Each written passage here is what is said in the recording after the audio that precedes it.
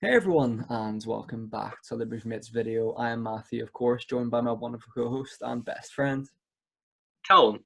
Hey man, lovely to see you. So, on today's video, we have a review of what is arguably, critically, the best film of all time, or one of the most important films of all time, widely regarded, and that is, well, as seen by the title, it's The Godfather, the original one in, was it 1972? 72, wasn't it? It was indeed.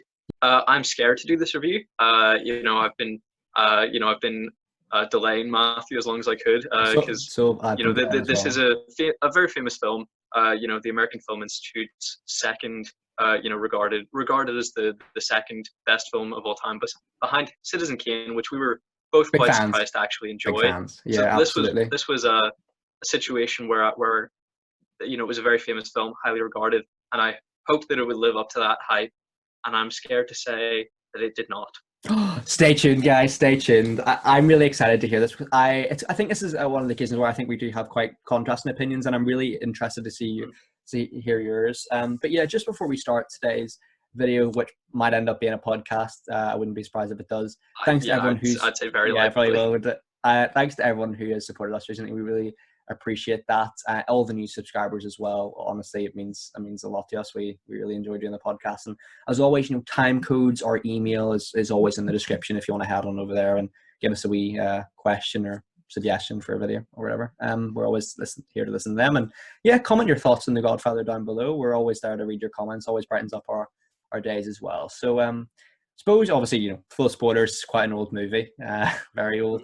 I'm just happy to go by your opening remarks, Mix. I'm really intrigued to hear your thoughts on this. Really excited. Well, we are immediately introduced to the character of Vito Corleone. Yep. Don Corleone, the Godfather, played by Marlon Brando. And the opening exchange that we see is at his daughter's wedding, where he is, forced to consider every proposal that is presented to him by, any member of the community, who's in need of his assistance. And the first that we see is a man whose daughter has been, that there's been an attempted assault, and she has been facially disfigured. And for me, it was odd, going into this film knowing that the Godfather was a very serious crime boss. And it seems that he said that we don't murder for that. That's not justice. And I don't know, for a crime boss, I wouldn't think murder is inappropriate retribution for attempted sexual assault and disfigurement. What did you think in that exchange? I think it's quite strange because we see like later on in movies in the movies as well. Like just to preface this episode, we have watched the first two so far, so the context we'll have for this film is from this film and the part two. We haven't seen part three yet, but from what we've sort of seen with the first two, which I guess are the ones that one are critically well received and they tie in together the most, I suppose, because it's a direct continuation pretty much. So we see in those ones, the Corleone family, Vito in particular, he's good to just kill anyone for any reason, but yeah, I think murder probably from a crime boss perspective, doesn't seem out of the realm of possibility. I think he's one of those characters. I think he'll do anything to ensure his family's successful. Like I really thought that was interesting, and I know this is true. Jordy's one of his favorite films, and he sort of notes that like that Vito Corleone character, like he will do anything to ensure his success, which I kind of respect to a degree as well. But yeah, I mean he's so good. Marlon Brando's amazing. I love him here. Well, I suppose we'll talk about it. Okay. But the character is sort of a kind, considerate man, and the one thing that he won't do is touch drugs, apparently. But he's apparently up for gambling and prostitution. But we'll set the morality of character aside because Classic. we're obviously not going to endorse any kind of criminal behavior.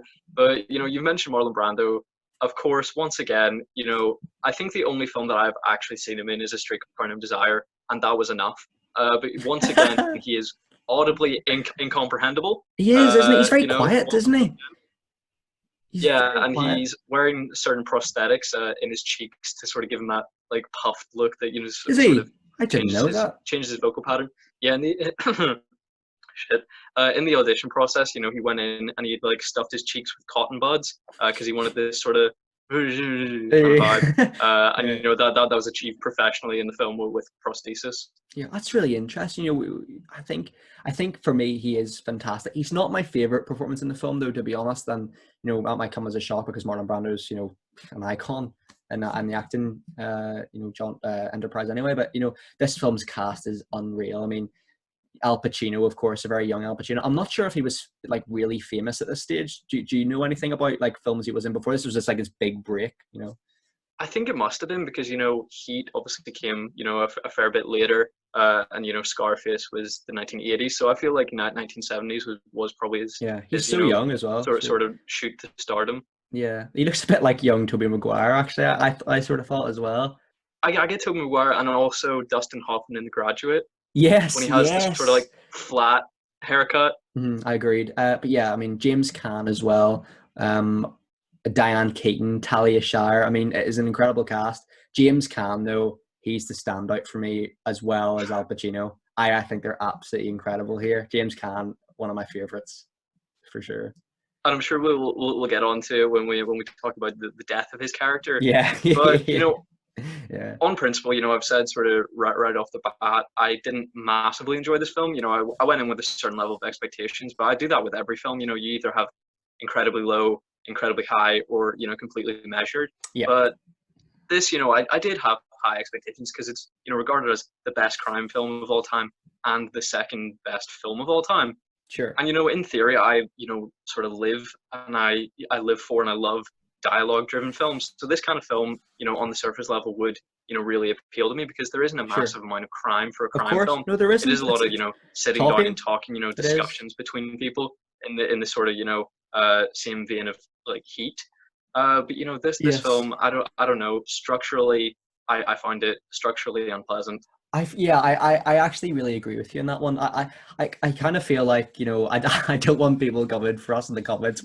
Like when I say like the structure of the first two films anywhere, at least this film, if we're just reviewing this for this episode, you know, I think the structure of this one, it's not a mess, but it's definitely like, it's not ideal for a viewing experience. I think it's the second one's a lot worse. I think structurally, I feel really bad saying that because obviously like this film is credited as a masterpiece. Like I don't want to be, you know, too critical of it, of course, because you know what do I know? But like I don't know. Yeah, I thought it was a really, as a viewer from when I was watching it, you know, I maybe it's because today when we're watching films we're used to a fast paced action, and you know, films like this are, I don't think, are really going to be made again, where you just let the characters talk. I mean, you know, I've been rewatching, you know, some of the Raimi, a few clips from the Raimi films, and one of the reasons why I love the Spider-Man films, and one of the reasons why I love those, because they just let Peter Parker talk. They let, you know, hmm. scenes just him play out, and here, like, I think one of the strengths of it is it just lets characters like Vito, Sonny, and Tom Hagen and Michael just sit and chat about their family's legacy. But that being said, I think it maybe does that one too many times where it becomes a little bit Hmm. tedious. What do you think? I mean, I feel that the problem isn't that the pace is slow. I feel that you know the entire film, you know, is like revving up to this climax that just And never then, arrives. You yeah, know, yeah, you know, fair. whenever I checked, you know, to see what you know time was left in the runtime, right before you know Michael is about to be announced, you know, Godfather to his sister Connie's son. You know, I was just like, okay, now we get the third act, and there Yeah, was 17 it's gonna minutes heat left, up. and I was like, what's conceivably going to happen here? And you know, it does end with him, you know, ordering the murders of you know multiple members of the five families and the casino owner of which he wants to you know take over his business. But you Uh-huh. know, I really don't feel that that was a satisfying conclusion to you know this you know crime It's a epic. really You good know, point. It's a really good point. it let me down, but you know, yeah, I feel awful you know saying anything critical about this. But I mean, you know, we shouldn't you know like a film because of its legacy. We should like a That's a film really because we smart enjoy point. it. Really good point, lad. Yeah, Um, I think, you know, well, I think the main climax of this film for me is definitely, you know, in certain scenes towards the middle. I mean, we'll get on to talk about them specifically, but I kind of feel like, you know, the film definitely peaked around sort of the two-thirds, maybe halfway point, you know, when sort of Michael is in the restaurant and stuff and has to retrieve the gun from the bathroom to kill these two guys, the police constable and then Saluzzo, or I don't know. There's so many different names I've sort of confused as to who is who. But I think scenes like that, and then when it just transcends to sort of him in Sicily, it really gets bogged down, and it's not Yeah. it's not appealing for me, that part. I feel so bad saying that, but it's just, I have to say it. It's just my opinion. Yeah, I mean, I feel like if you made this film significantly shorter, the death of Vito is when he's shot down in the street, and then the murder, the two murders that Michael carries out, that's the event that solidifies him as the new Godfather, Don of the family. Don Corleone. Yeah, I feel like that's as good a It's a good shout. crystallization of that character's development as the end of the film. Yes. But I would say the most iconic sequence within this film, and it's sort of become a cliche within film history, is the horse head scene. Where the Brutal. severed Yeah. head of a horse is placed in the bed of one of the rivals, and the scene was a lot bloodier than I expected, and it carried a lot more weight and threat than you would think based on how cliche it's Yeah. become. Yeah. Because I feel like things are watered down with the more times it's used, Yeah. but to see it used so effectively and for the first time, it was really it was threatening. Yeah, because as you said, buddy, that is a rival of the Corleone family, and the film sort of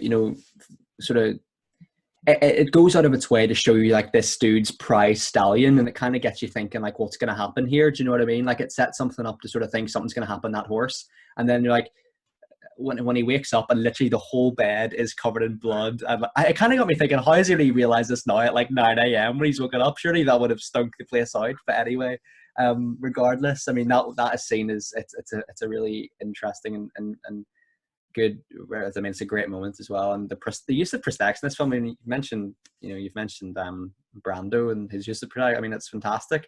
There's so much death here, though. So much hilarious death scenes. I mean, you've got to take your pick. There's so many good ones.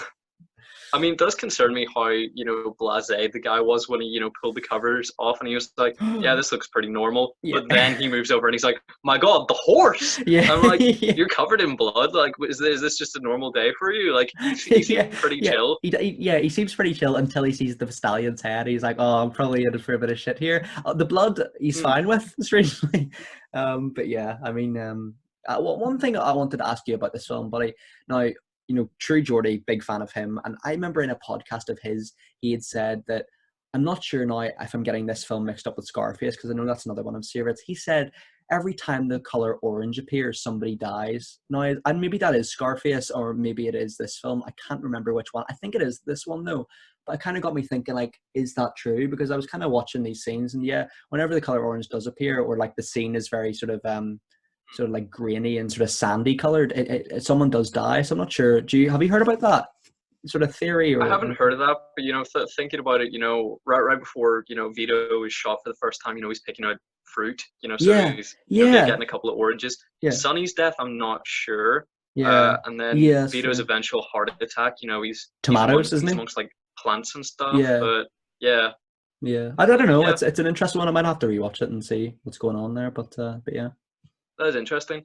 And, an issue that we both talked about, off podcast before we started recording this, is the fact that we're both aware that, Italian families are typically large, but there are just too many characters here to remember who's who. They're throwing out, hundreds of names, and I just can't keep up. Even in the second film, you mentioned, there's characters that we're supposed to have known this whole time, and I don't recognize them. I don't recognize their names. No, it's just, like, and I will sort of talk about this being an issue of the runtime, in my opinion. But you've mentioned death previously, and there's an initial attempt on Vito's life, around the first act of the film. Yes. And I was wondering in that moment, is he actually dead? And I hope not. But that was some of the funniest shit I've ever seen in my life. I never laugh out loud when I'm by myself, but that was hilarious. For a second, but obviously I agree. I mean, it was hilarious. Not as hilarious as his actual death, though. That was absolutely fantastic. I thought he was generally murdered. I was really going to praise the film for actually killing him off inside 40 minutes or whatever. But then I realized, like, this dude won best, I think best performance at the Oscars. So surely he's bound to be in the film for more than 40 minutes. So I was kind of thinking, what's going on here? I thought they were going to kill him off. I was kind of a little bit gutted that they didn't, because I thought it would have worked in the film's favor to have him be killed off and have that be a real shock. Because, when you look at the marketing for this film, he is the Godfather in the posters. It's not Michael or anything. It's Brando. You know what I mean? So I kind of thought it would have been an amazing sort of Yeah. decision just to sort of just to kill him off like it within the first within an hour. But I mean, he is pretty much absent throughout the whole middle half, to be honest. Obviously he's recuperating in hospital, but yeah, I thought it was hilarious. It was pretty funny, wasn't it? Yeah. I mean, it has the same effect either way. That attempt on his life propels Michael to do the two killings, and then his actual death propels him to be the dawn of the family. Yeah. So I really don't see, why you need both. I feel like it has an equal effect, and it maybe adds 10 minutes more, to Brando's screen time. So I feel like it maybe would have been a more effective and shocking, use of Brando. To have this world famous actor, be killed off a third of the runtime into what people assumed was his film. I Yeah, feel like that would have absolutely. been It's a good massive. shout. That's a good shout, Because lad. Because we talked about, you'd mentioned the Oscars a minute ago, and so something that I'd mentioned to you was that Brando was nominated for and won Best Actor at the Oscars of that year, but he refused to accept his award yes, he did, because didn't he he? was Yeah, he he did. was protesting the treatment of Native Americans. But Al Pacino, in what is one of the pettiest moves I've ever heard, boycotted the Academy Awards because he wasn't nominated within the category he thought he deserved. He was Yeah, nominated as Best Supporting Actor instead of Best Actor, and then that he was cracks me also up. Like, he was later he was nominated for The Godfather Part II for Best Actor and still didn't win. So I bet oh, he was raging. I bet you was. I bet you was. Like you've mentioned Al Pacino there. I think one of my favorite things about having the context of Godfather 2 here, I don't mean to keep bringing that up. It's helpful because this is obviously a trilogy we're Yeah, reviewing in the channel, so it's kind of has to context wise. But I think the fact that the character of I've never seen such a perfect sort of character development in my life. I mean, Michael starts out as kind of like a really when we first see him, having dinner in his army uniform with is it Kay? Her name is. it is. Yes. Yeah, like he seems like such an innocent guy. Like he doesn't want to be. He says, "I'm not like my family. I don't want to be involved in the crime." As the film progresses, you can see that switch. It's that sort of facade is starting to fade away. He gets more involved, and then by the middle of the film, he's committed two murders. He's obviously by the Godfather 2. Spoilers if you haven't seen that, but you probably have if you're watching this. He becomes like the Don Corleone. I mean, I think that's a masterful transition from it may be a bit unrealistic because like within the space of like an hour in the film, he goes from like a really innocent sort of American war hero to like a crime boss who's committing two murders in a restaurant. But I thought it was absolutely amazing. Like he becomes more involved with Yeah. his family's crime. Like the thing he didn't want to be, he becomes that. I thought it was amazing. I loved it.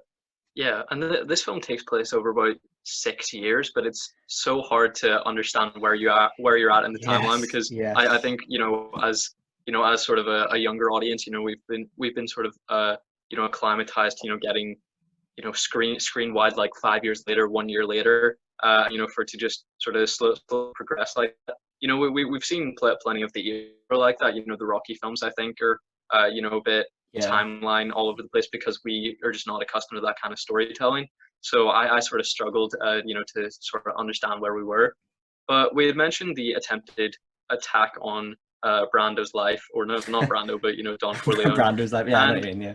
I was just wondering, is this why crime bosses are always overweight in these films so that they can take five in the back and walk away? How did he survive that for a start? I mean, not get like Brando is.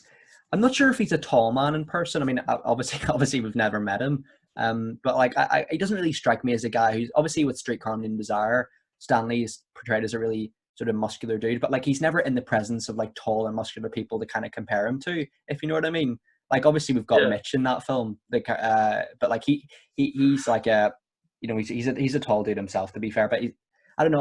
Brando doesn't really give me that sort of like sort of strong tough guy vibes that you could survive five shots in the back. I don't know why I'm calling him Brando as if like he's Brando in this film. It's just he's kind I of mean, like one of, yeah, may as well. he's He's kind he's of one of always those Brando. he's kind of one of those actors for us where it's kind of like the Tobey Maguire situation where we're like we kind of have like a mutual sort of humor acknowledgement for him. But yeah, I mean, I think his death here, I'm amazed he survived. I was gonna say like maybe he's a bulletproof vest, but he didn't, so he just survived it just by the human body, I guess. But I think his character in the film I love as well. There's not really a character in this film that I really don't like. I think every character has their certain development. Yeah, obviously we've got Sonny becomes he sort of characterizes this really aggressive sort of bulldog type character, like he won't take no for an answer. I think isn't there a scene where like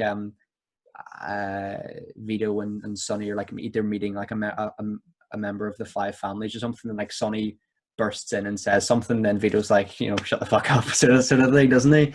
So like Yeah, I think that was him piping up like during the initial meet with Salazzo, where they were Solozo, yeah. getting in on the drug business. Yeah, I mean James Caan, I think he's so good here. I think he's my favorite character in the film for sure. I think he's fantastic. Yeah, and every character death in this film, well, every character death other than Sonny's is hilarious. And here he is like machine gun to bits. Like he Oh, mate, is it's brutal. so dead. Don't they go up to And him at the end as well and like shoot him in the head just to make sure as well, don't they? Mad. James Caan, I think, gives such a likable performance, and like his anger is balanced out by the love for his family, especially his sister. And I just think it's a shame that with two more films to go, after having seen this film, it was just a bit disappointing to see me, a bit disappointing for me to just see him killed off, because he was the character that I think you'd agree we got very invested in. Yeah, and ever since we reviewed Misery, I mean, I love that film so much, and I think here, like, it's so weird to see like a young like James Caan in his peak. I'm amazed. With the I feel sort hairline. of yeah, like he's a great head of hair here. It's I feel a bit embarrassed. I actually never heard of James Caan before we reviewed Misery, and I think I'm going to visit more of his films in the future because I think he's one of my faves in the two films I've seen him in. He's fantastic, man. He's so good. You knew him as Walter Hobbs. Yeah, an elf is. Oh man, he's an elf as well. How could I forget? Yeah. Oh man, but yeah, he's great. And you'd mentioned before, following Michael's murders of Salazzo and the police captain, Yeah. he moves to Sicily to, give himself an air of protection. And I just feel that the events in Sicily feel so disconnected from what came before, and is far less compelling than what's going on in New York. I'd immediately like warmed to the character of Kay, played by Diane Keaton. So it was disappointing to see Michael, try to court a new woman, and it just Yeah. it felt a lot unnecessary. like it felt a lot like the flashbacks that are in the Godfather Part II. They didn't add anything to the story. If anything, they detracted, and they took valuable runtime away from other characters. Yeah. Is it this film where like Michael sort of new Sicilian wife gets blown up in the car, isn't it? Yeah. I completely missed it. I saw.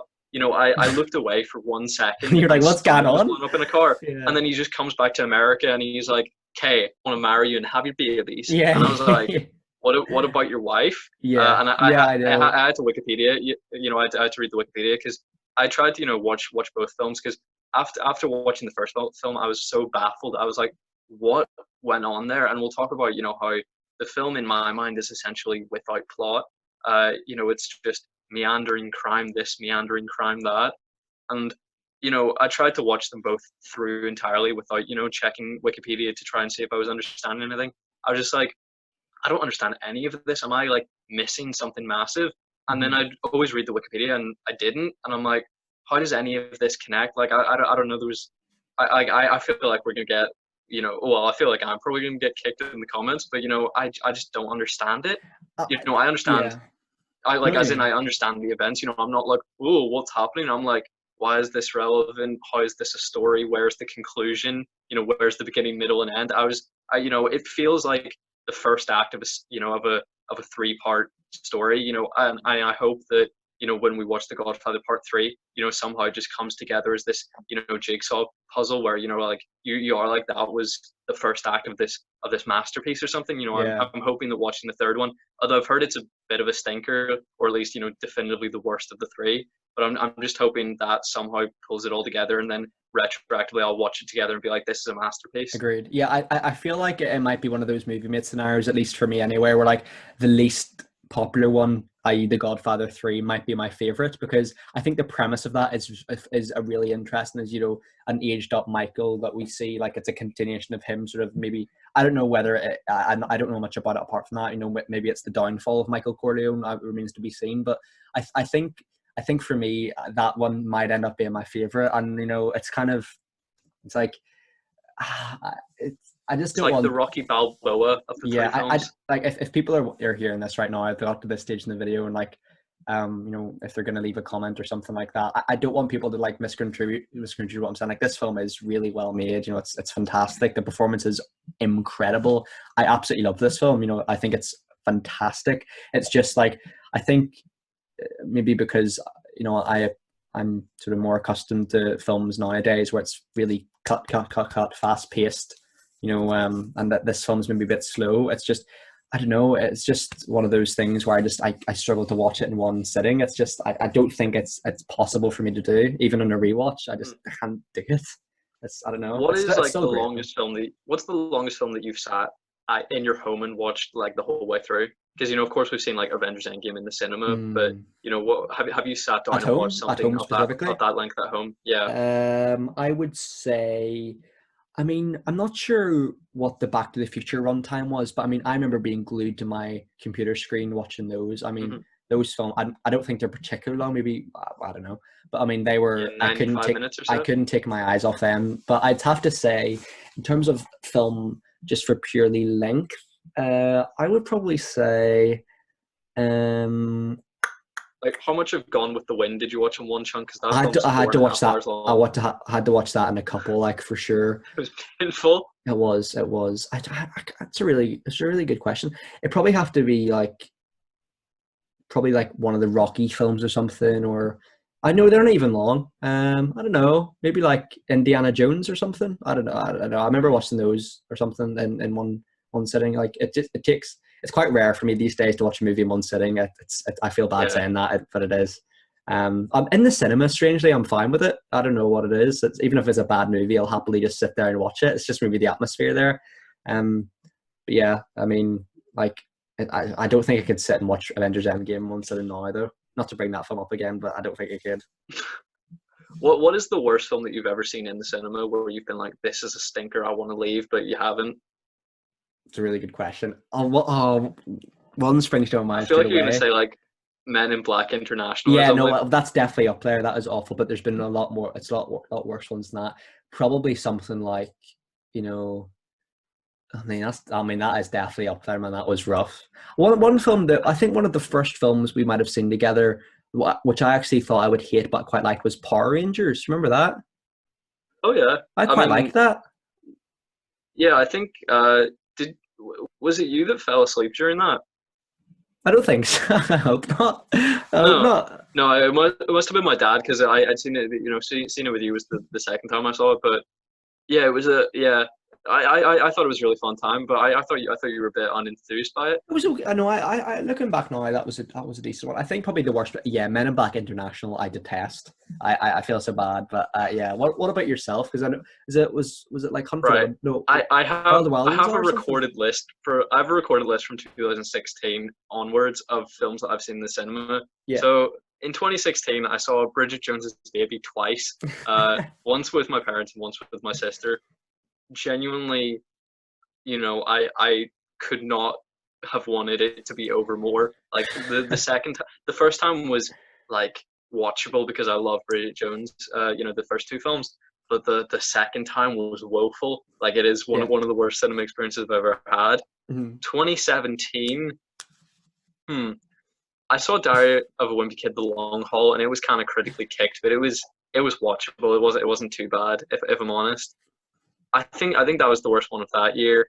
2018, there actually weren't too many stinkers, I'll be honest. Yeah, I think I liked everything that I saw that year. Incredibles 2 was incredibly disappointing, but I wouldn't call it a stinker. Yeah. You know, so I think it was decent. 2019, Glass broke me a little bit. I loved it. I absolutely loved it. But that's because you haven't seen Unbreakable. That's because you haven't seen Unbreakable. You didn't care about Bruce Willis's character. I was devastated. Death by Pokemon Detective Pikachu. That was bad. Dreadful. That was bad. That was really bad. At the time, though, I remember thinking this is decent, but then looking back, that was trash, wasn't it? That was visually incredible. But we'll be talking about Freaky on Monday, and that has completely changed my perspective of Catherine Newton. But if I had only seen this performance and this performance alone, wow. Oh yeah, I would have pretty much written her off. Toy Story 4, dreadful ending to Toy Story 4 was bad. That was bad. Yeah. Toy Story 4 was a good stinker. One. Yeah. And then I didn't really say anything in 2020. Toy Story 4. Three films. Toy Story 4 is a good shout, actually. That might be a bit of a hot take as movie mates, opinions go. But yeah, that was. I think I really overrated that film. We reviewed that on like when it came out, one of our first mini reviews. I think I must have given that a 7.5 or an 8. That movie is not I good. think that was the first film. I think that was the first film where we used massive hitter piece of shit.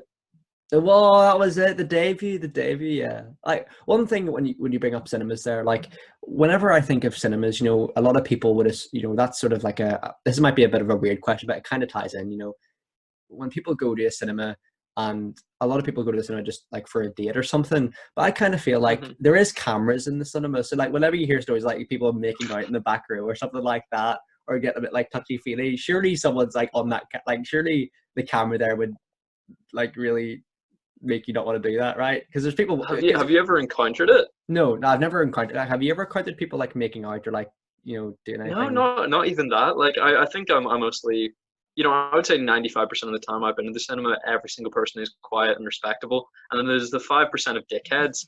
But I've never seen anything. I've never seen anything. Not PG. But I think the only place that I know that has like green, like night vision cameras is the Omniplex. So like Because if you're gonna be like shagging in a cinema, do not go to the Omniplex. I think I know the Omniplex you're talking about. Is it the one in Dundonald where like Donald. you walk in and you can actually see like the security camera with all the screens of all the Yeah, cinema you can see the rooms? footage in the foyer. Yeah, so you can actually see like because it's actually angled so like customers can actually see what's going on in there. Isn't it? It's such a weird random place for that screen to be.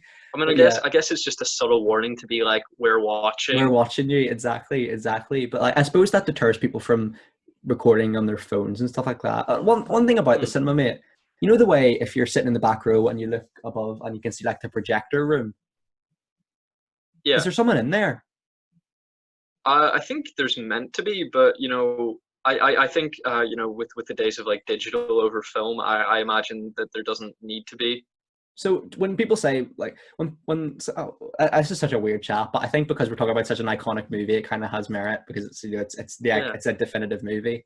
But like when I think of movies, you see the old like physical tapes and stuff. I'd imagine that that's Mhm. not a thing anymore, where you put it into like the projector and it No. rolls the tape. It's probably just like a digital download that they use, isn't it? Yeah, it's just digital copies, but they're given a specific number that they're able to play. So they get a specified number of plays, and they pay for that, and then they make the money back.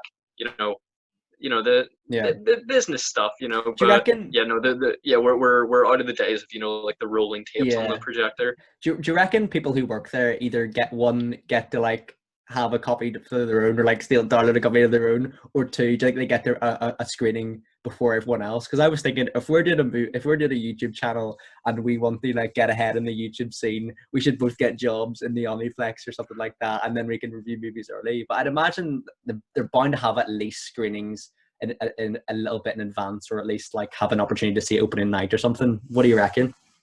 Yeah, I think you must just be able to sit in on whatever one that you want to, when you're not on the clock. But yeah, I don't think they're getting advanced ones, because then that can break sort of movie industry embargoes and stuff like that. Yeah, that's it. It's really Like we it's really we would probably get interesting. into a lot of trouble if we watched like an advanced one and then reviewed it, Reviewed it. because you we can be sued for that. I think, but I think an embargo only really uh, matters if you sign some kind of non-disclosure agreement. So I mean, we'd yeah probably be fine. yeah.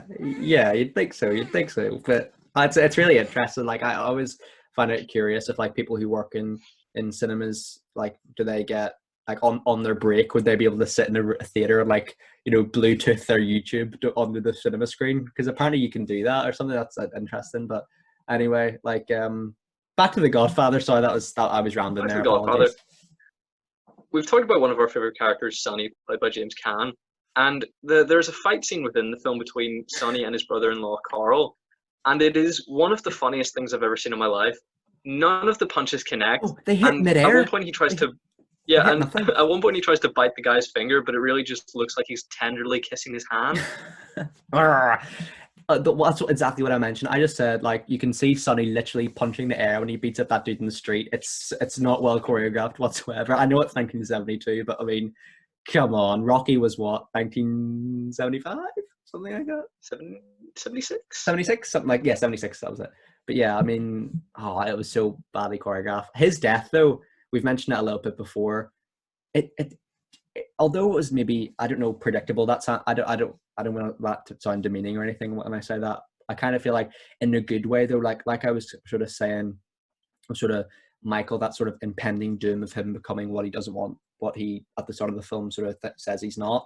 With this one, you can sort of see, you can sort of tell whenever Sonny gets that telephone call, he, you know that his aggressive side is ultimately gonna let him down. Like that's gonna be his downfall in the film. I think that's sort of teased earlier on when like people say, yeah, he's just that aggressive sort of like bulldog type character as I've compared him to, sort of thing. Like I think it's a fantastic sort of foreshadowing there of like that his aggression is going to be his downfall here, because obviously he just gets brutally machine gunned to death by a bunch of mobsters, doesn't he? Yeah, and we've talked about how his death did actually upset us, but there's so much death in this film, and most of them are so ridiculous that it really does, make it hard for me to take them seriously. And Marlon Brando is clearly a comedic actor who never realized what genre he was meant to be in. Clearly, he has made a career as a dramatic actor when he is clearly a comedian. Everything he does is hilarious, whether it's intentional or not.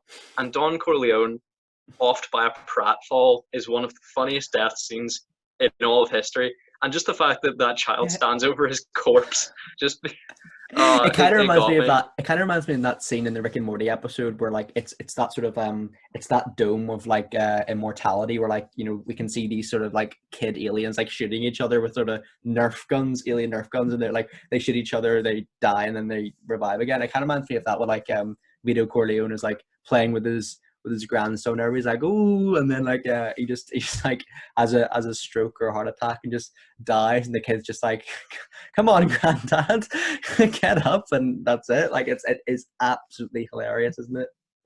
Yeah, I am genuinely struggling. Like, I understand the visual significance of this film 100%. I understand the respect for the performances 100%. But what else is it about this film that people like? Like I don't get it. I'll be honest, because I'll make in one of my final comments comments about the plot, but and the kind of non-existence of it in my opinion. But I genuinely don't get what it is that people gravitate towards, because I think it's a hyper violent film, but every death in it is hilarious, and it's trying to take itself too seriously, and it comes off as funny. And I feel like that's sort of the tone of the entire film, where a lot of it is funny. And do you think we're just the wrong kind of audience for this? Do you think maybe? Do you think 20 years down the line will like I'll really respect this? I just think it's a difference in time when it came out. Like when in the 1970s when this came out, I probably think the deaths probably were seen as not funny, but now because we're sort of accustomed to such a change in the cinema experience and how a film is made, I think we kind of do find it funny. Like it does take itself maybe a little too seriously. And I don't think that's actually helped because of the legacy it has. I think because it has such a great if it didn't have such a good legacy, people probably wouldn't think it takes itself as seriously as too much, because I don't know, maybe in that case it maybe wouldn't warrant it. But I think here, because it has such a legacy behind it, people sort of maybe force themselves to like it, or convince maybe, themselves that I definitely a different think film than it is. I definitely think there is certain films out there because reviewers or people have said it's good, that means like automatically people should like it. I mean, there's a lot of films that I think we mutually maybe, obviously, there's films that we like and dislike, we disagree, but I think for a film like this, I think I obviously love it. I think it's incredible, but I can definitely resonate with your opinion.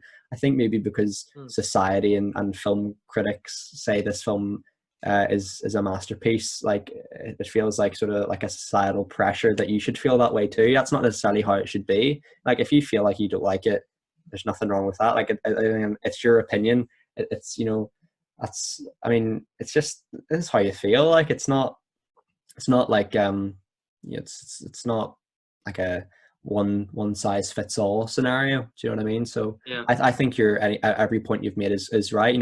The strength in this film doesn't lie with the plot; it lies with the characters. I know that might be a bit of an oxymoron, but I think you'd probably agree. Like the character development side is incredible. The plot, not so much for me. I think I think Heat is the film that I would probably compare it to the most. Now, I think maybe Heat's not as it's maybe not as interesting character wise, although Al Pacino and De Niro are incredible there. But I think maybe the plot in Heat is a lot more exciting and enthralling to watch. And I don't know, what do you Yeah. think? No, I definitely agree. Because here there were moments that I struggled to follow. I thought I'd missed something, but it turns out I hadn't. I fully understood it, but it just didn't resonate with me.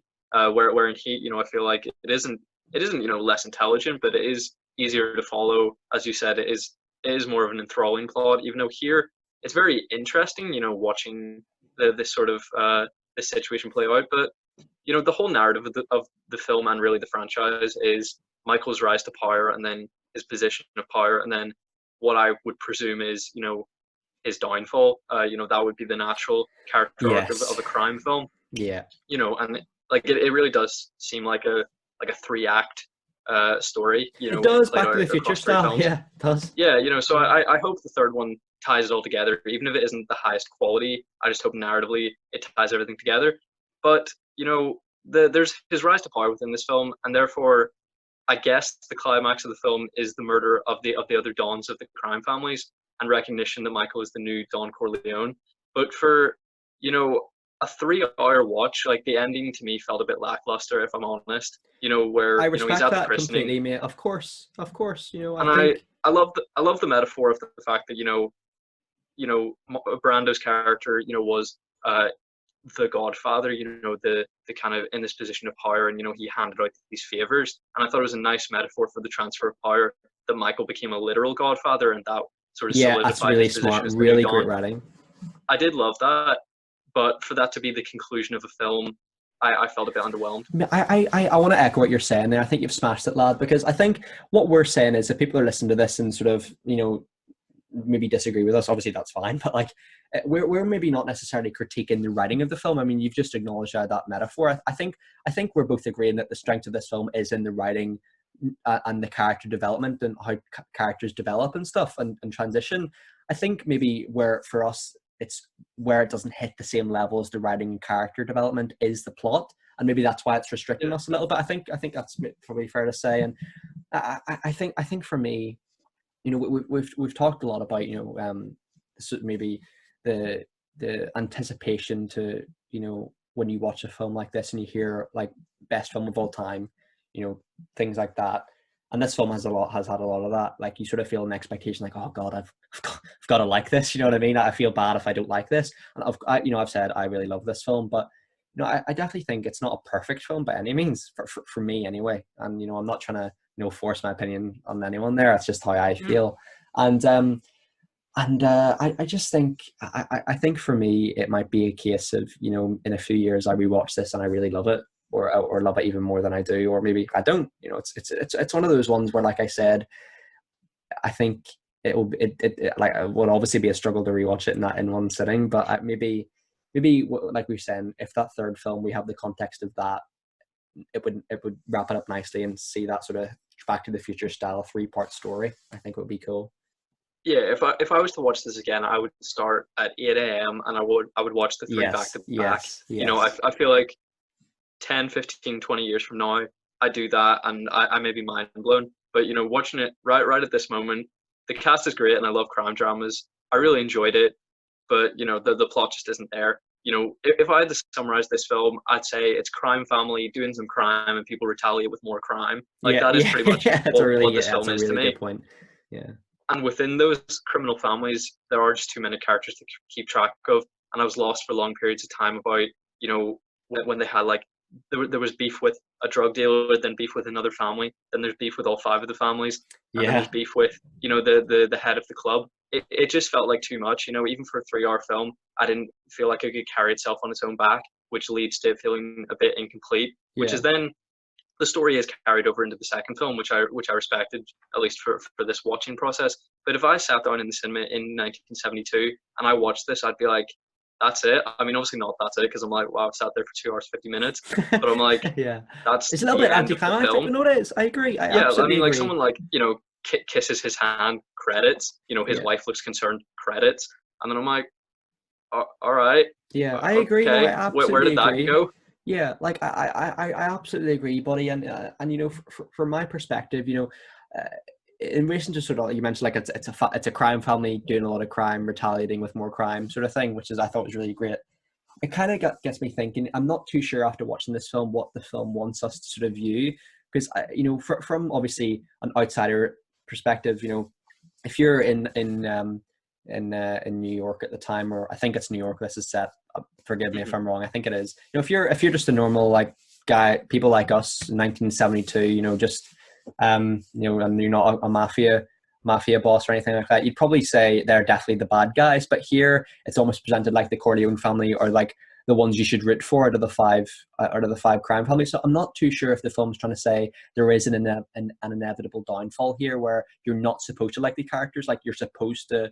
This is supposed to be their zenith, you know. You're supposed to be a bit resentful that Michael has sort of done so well in these couple of films. You know what I mean? So I'm not too sure whether, obviously, with the context of the third film, when we're watching that in a couple of days, that maybe we'll have that answer. But as of now, and you know, as an audience member in 1972, when you have no second and third film to base that context on, I'm not too sure whether the message is, yeah, you're not supposed to like these people because, yeah, decapitated a horse, they've killed a lot of people, killed a lot of, you know, probably innocent people as well, and they're also, Yeah. you know, gambling and, you know, stealing money, and obviously, of course, but I'm not sure if the film says, oh no, you should like them because they don't go into narcotics, and also like Victor Corleone is a guy who just wants the best for his family. What do you reckon? I was kind of a bit Yeah. confused. I think it's hard to call, but I think the film is trying to paint them in a positive light. You know, they're saying that, you know, of the crime bosses, you know, Vito is the most virtuous and the most generous. Yeah, And then, fair you enough. know, anytime we see a death of a character, be it, you know, Vito or Sonny, it's obviously hilarious for us, Yeah, but it's meant to yeah. be tragic. It's not Yes. meant to be, Uh-huh. oh, those guys got their just desserts, you know, they deserve to die, which you would normally think of like, you know, murderers.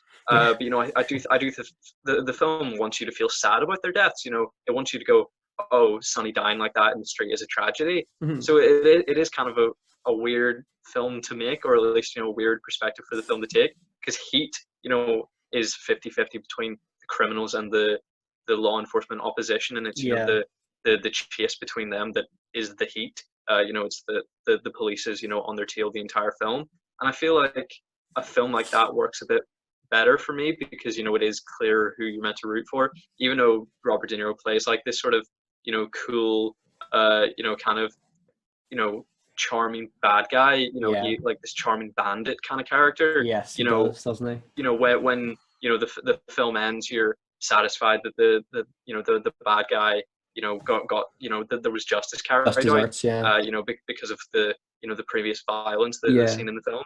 But here, yeah, I am a little lost on it, and I feel like we will have more answers by number three. You've actually raised a really interesting point there in my head, is that, you know, with Heat and films like that, and, you know, a film that's slightly different to Heat, but I kind of compare it to as Prisoners, because in those two films, you've kind of got, you know, the law enforcement against the bad guys. Obviously, in Prisoners' case, it's, you know, Hugh Jackman's character is not the bad guy, but he's kind of provides like a moral antithesis to Jake Gyllenhaal's character, who's the policeman. But yeah, obviously with Heat, of course, you've got the dynamic between the good cops and the bad cops, i.e., the robbers. But I think here, because you've got no sort of good moral character or force like the police in this film, in fact, you've got the opposite, because Solozo's got them under his payroll, so to speak. You know, I think it maybe does add that layer of confusion, because you don't have sort of like a really cool, interesting, positive character or force to compare the Corleone family to. It would be a very different movie if you had, you know, the police force or the FBI or the CIA hunting the Corleone family, and then you have to root for one. You choose which one you root for. I think here, because it's such a, it's not so black and white, in like you sort of said, the deaths and stuff, that wants us to feel sad for the Corleones. I think that maybe lies, it could be a strength and a weakness, because obviously, like we said, the characters are so well developed, but I'm not sure if I want them to win at the end. You know what I mean? And maybe Yeah, that's a good thing. I don't know. yeah, I think the closest thing that we really come to so far as we've seen is like the hearing in part two. But then Yes. we're sort of Yeah. meant to feel like, oh yeah, Michael pulled the wool over their eyes. You know, it seems like a moment where we're meant to Yeah. celebrate that he wasn't Yeah. indicted. So yeah, Yeah. it is kind of confusing how they want to see, how they want us to see the criminals. But I feel like that'll be solidified in number three. But I still feel like it's probably going to be pro. I'll be honest, I'll be a little bit gutted if number three doesn't have the answers, because I've kind of built a lot of my expectations and my review of this film on the third one. Yeah. So I'll be a little bit gutted if the third film is just generally shit. I hope it's not. I Yeah. don't think it is, because it's still well reviewed, but obviously nowhere compared to these two, of course. But yeah, I mean, that wraps up my remarks on The Godfather, mate. I've really enjoyed this one. Anything from you, of course, I'm happy to go on. Well, of course, the film is an incredibly long one. It is probably one of the longest ones that I've seen since watching, Avengers Endgame, 3 hours long. Gone with the Wind, 4.5 hours. Gone with the Wind was mad. God. How did I'm we sorry do I that? made you watch that. How That did was we do dreadful. that? I mean, if you want one, to hear us talk about that and just be sad for like an hour while speaking about Gone with the Wind, it's one of my check out favorite our reviews, American though. Classics review. It's one of my favorite Was reviews it? because we went in, so we had a really great moral discussion and stuff in that. Like, it wasn't just about the film. Do you know what I mean? It was just about Yeah. life at the time. I thought it was one. It's that episode in the podcast is nearly as long as this film. I think it's longer. Yeah. It's like 3.5 hours. Yeah. Yeah. There's maybe 4 or 5 reviews where we've talked really frankly about a deep issue, and it is sometimes brutal to have that kind of discussion, but it was necessary to talk about that film because it's so well regarded, and I'm just so baffled, because people genuinely study it in film school to see how it's done, and I understand that maybe from a visual standpoint, but that's it. Nothing else about that film is worthy of any respect, really. But to get back to this film, it is, of course, a very long film. And, a good movie is a good movie despite the runtime. And, here, I really did like this film. Like, I don't want that to, go amiss. I just don't understand, how the pieces fit together. And, I think that will become clearer when we see the whole narrative finished in part 3. But, just from this film in isolation, I loved every individual part of it, but it just didn't come together yet. I'm optimistic. But a film can very easily be too short, which we saw recently with Songbird, which was a live action film, which was 82 minutes long, which I think is the shortest live action film I've ever seen in my life. But mine too. a film can be too short because its characters go underdeveloped. But I think too long a movie can have a very similar issue because it kind of has this level of hubris that believes it can introduce this whole slew of characters, and expects that they're like, oh, we've got 3 hours, don't worry about it. We'll introduce 50 50 side characters and like 4 main characters, and it'll be fine. But then we don't get to spend enough time with each character individually to even learn their name, let alone connect that to a face, let alone connect that to being important in the narrative. So I feel like a lot of that is lost because of their level of hubris, knowing that they had this sort of expounded runtime. Yeah, I think you've smashed there again, dude. To be honest with you, it's one of those things where I never thought I'd see the day where I say this, but I would have almost preferred if this did like a 1972 version of like Suicide Squad / Transformers 5 character introductions, where it's like this is Solozo or something like that. It definitely wouldn't work with the tone of the film, but like I'm trying to think of an alternative. Maybe have just less characters. That'd probably be simpler. I suppose. Just I would say, build the finale to be, build this as I feel like a dickhead being like, this is how I would do The Godfather better, but I feel like make it a tight 2-hour character piece on Michael, where the climax is him, realizing that him being part of the crime family is just something that needs to happen, and the 2 murders that he commits in the restaurant, I feel like is a more satisfying climax. I feel like a tight 2-hour film where it's just mostly about him, because he sort of like complained that he deserved to be nominated in the best actor category because he had more screen time than Marlon Brando.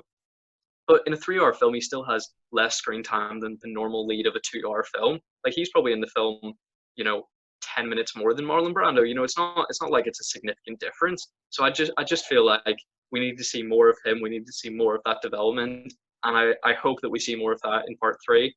But that's just how I think that would have been the more pleasant viewing experience, not a better film, because I'm never going to claim that I could, make an improvement to The Godfather, of course. I think that's a really smart distinction you've made there, buddy, and stuff like that. I don't think you should like feel guilty at all for giving your opinion. We're like, if people are listening to this now, thank you for a start, but also like we're not trying to say that like exactly like, this is how we could do The Godfather better. This is why we're right. This is fact. This is just our opinion, and I think this is for the most part based on enjoyment. Like we both acknowledge the quality of the writing and the characters, and and to a certain extent the Yeah. narrative. It's just for us, the plot line wasn't engaging enough. The runtime didn't warrant that engagement. So I think from us, it wasn't necessarily a critique of the film. It was maybe a critique. Well, obviously it was a critique of the film, but it wasn't necessarily a critique of how the film's made, kind of thing. Yeah, it's the like architecture of it, not the individual parts. Yeah, it was maybe like editing. Would that be the right word? You mean you've used architecture? That's probably a good word to use, I actually. don't Yeah. know, because I imagine I watched a different version to you, because I watched like the Coppola restoration. I don't know if the editing process was different there. I know it was visually restored, but I don't know that it's an editing issue, because of course you can't edit, I suppose, what's not in the structure of the script. So I mean, I guess it's maybe just construction that I have an issue with. I'm not saying it's not a fact that's an issue. It's that it sort of distracted me a little bit. Yeah, I think that's really fair. I think that's fair. I respect that, mate. Have you got any other points, man? Nothing else for me.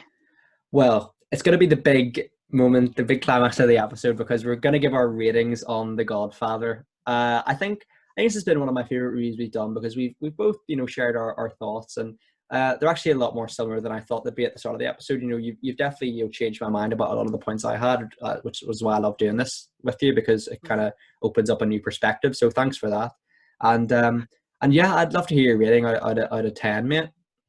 I'm really Well, of course, interested. I understand its significance. I understand, aesthetically and from a writing and performance perspective. Of course, I think it's a brilliant film. So the quality is, of course, going to be very high for me. But, sitting down, watching, engaging, connecting with the storyline, finding myself, enthralled by it, as you said, my eyeballs stuck to the screen, being like, where does this story go? I was kind of like, it felt more like a meander, where it was like, where isn't this story going? Like, it feels like, it did everything that, it felt like they were trying to stuff every conceivable narrative into one film, but then didn't have a conclusion in the end. What was just, part one of a three-part story, which, if you're sitting there, in 1972, I think is a big issue, because then you have to wait 2 years for this second part to really just, answers to the first film when it should be its own film. I just have an issue with that sort of structure of a trilogy. Yeah. For Back to the Future, I had the same issue. I was like, well, it comes across as a fantastic viewing experience, but maybe if you were sat down watching part one, that would be quite a letdown. Because but at least it like revs up to a finish where you're like, Marty the entire time is trying to get home. He gets home. The goal of the film is accomplished.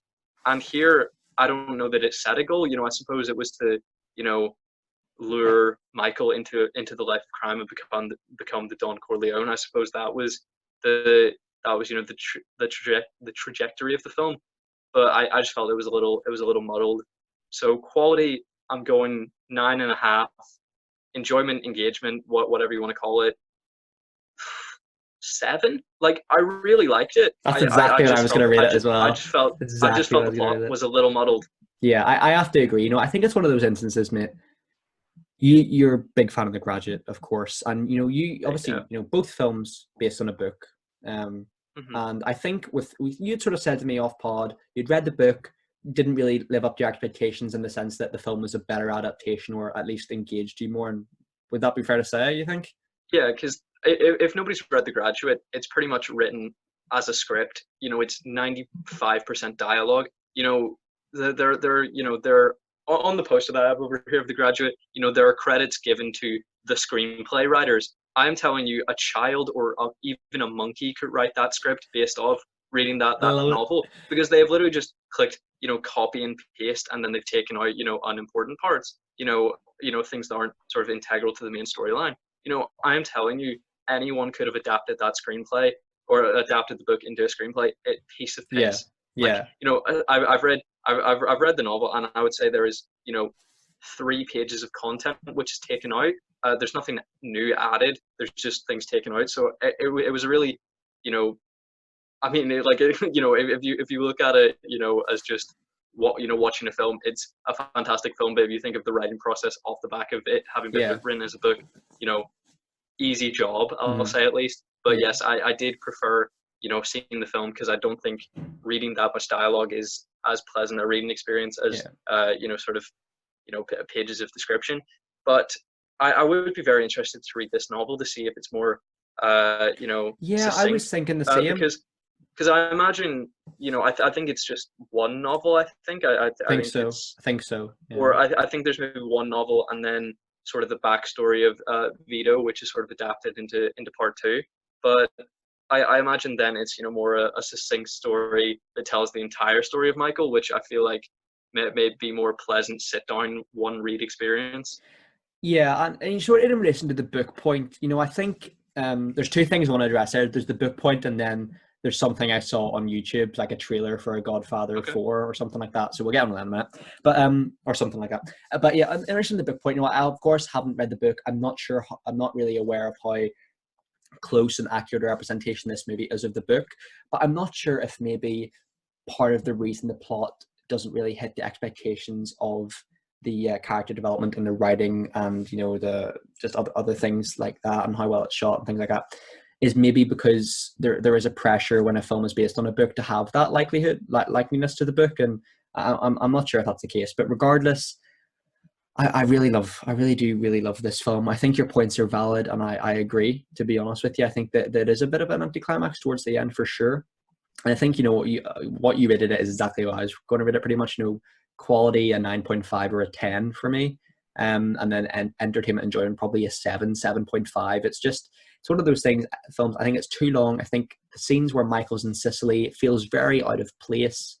But for I the mean, most part, it's yeah. jumping around time periods anyway. So, like, what difference would it have made if they just chop out the Sicily part and they just show him 1 year later being like, "I'm back," like in the Yeah, next scene? Because yeah, then they do that 100%. repeatedly, where they're like, "We have two kids now." They go from one scene to then we have two kids. So I don't Yeah, know why they couldn't be yeah, next scene. I'm back from Sicily. yeah, and yeah. I mean, I think you're right. I think you're right. And you know what? The second point I was going to address was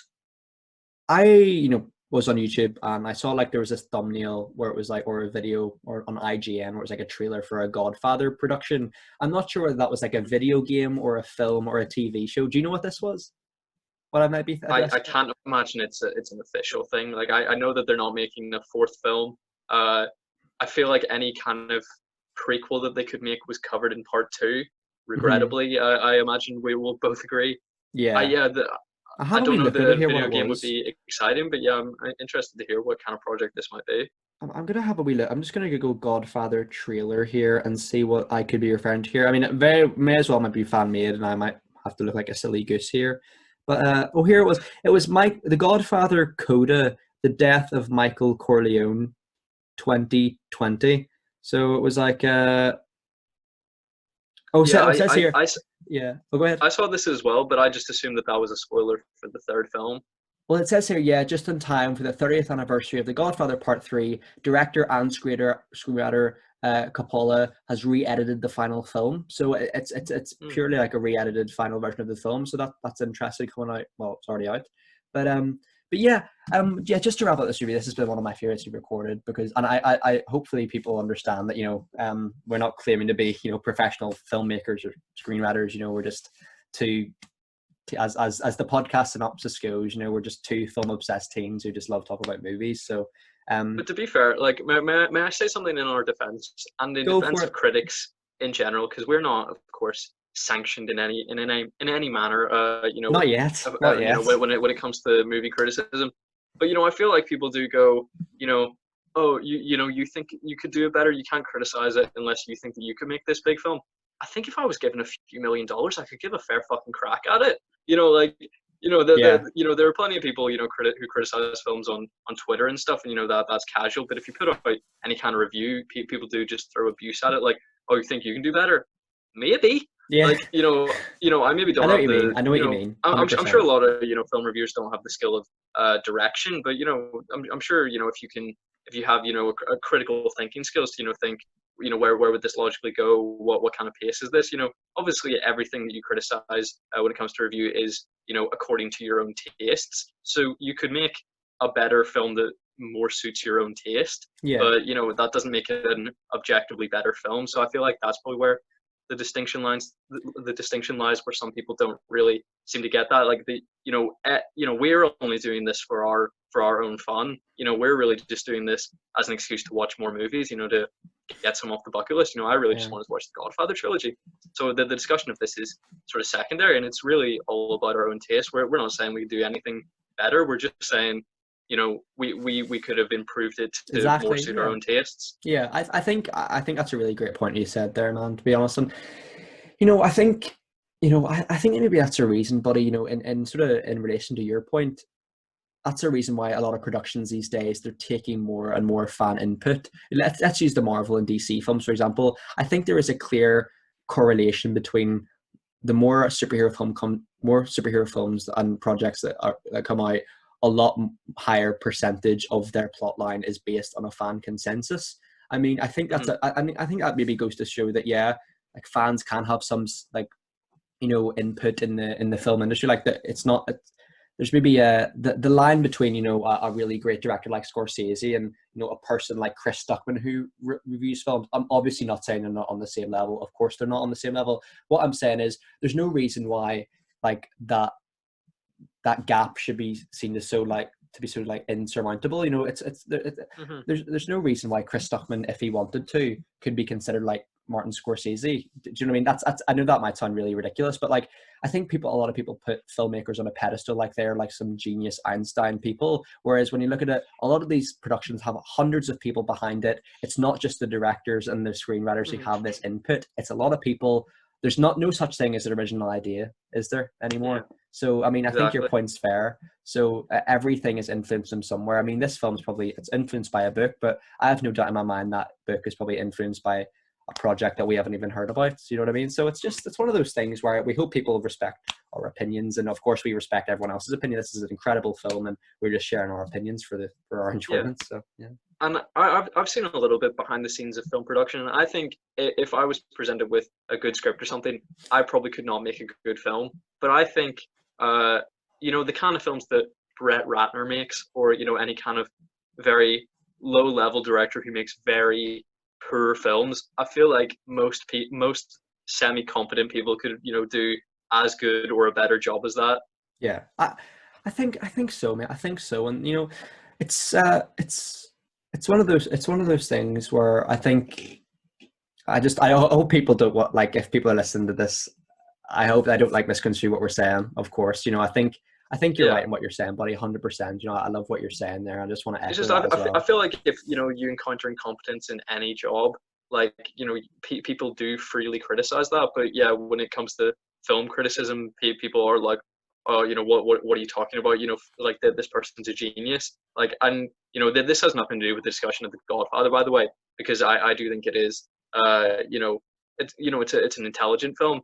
You know, I'm talking about more, you know, there are plenty of films that are just made by incompetent people, and I feel like that's free to criticize. I suppose I'll just like always, I'll just let you crack on, bud, with the opening remarks, and I'll chip in where I can. So the film opens with you know, the first few years, you know, starting at age 9 of Vito Corleone. You know, we see a little bit of his backstory, and that introduces the fact that we'll be flashing back to this character throughout the duration of the film.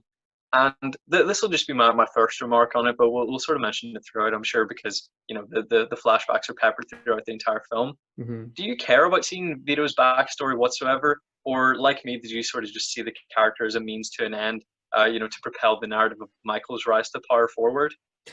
I think if it wasn't De Niro, I wouldn't like it as much. I think because it's Robert De Niro, it has that sort of special quality to it where you sort of recognize this is such an icon on screen. Do you know what I mean? Arguably, out of all these stars, you know, Brando and Al Pacino, De Niro is the one where I think he's like the classic sort of gangster in cinema. Do you know what I mean? Obviously, you know, Heat and films like that. So, and Goodfellas, of course. Casino. Goodfellas, Casino, yeah. Absolutely. And I think here, I think for me personally, I actually really enjoyed most of the flashbacks. Now, I'll say most of them because some of them are really dull, but I think it can be seen to detract from the Michael evolution and how he's really getting into the nitty gritty of the mobster world. So yeah, I mean, the editing of this film, I think, is a little bit convoluted with, you know, how it just cuts from a really important integral Michael scene to, you know, Vito Corleone sort of trying to help this woman with her house. You know what I mean? It's quite strange. Yeah,